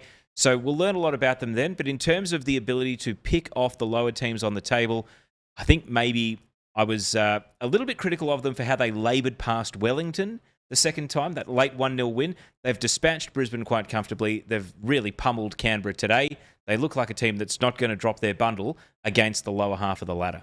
And today scored 5 goals with their first 5 shots on goal of this game. As we check out the results from round 12 of the Liberty A-League, plenty of goals on Thursday night as well in the Big Blue, and it was Sydney FC with bragging rights over Melbourne Victory. We've seen Western United absolutely dominate Canberra today. And Teo, we've got a big game in Western Sydney coming up this Arvo. Yeah, Knowles, how do we feel about this? I would have picked Western Sydney to win until I've seen the team sheet, and now I see the youth, I see the inexperience of this Wanderers defence. I'm going to backflip. I think Newcastle's going to win out there, kicking off in 20 minutes' time. I reckon the Jets are going to win this one. I think it's going to be a really tough match for both teams. There's a lot of heat going on in Western Sydney at the moment, and it's going to affect obviously both teams. Gemma Ferris coming into the squad for Western Sydney Wanderers.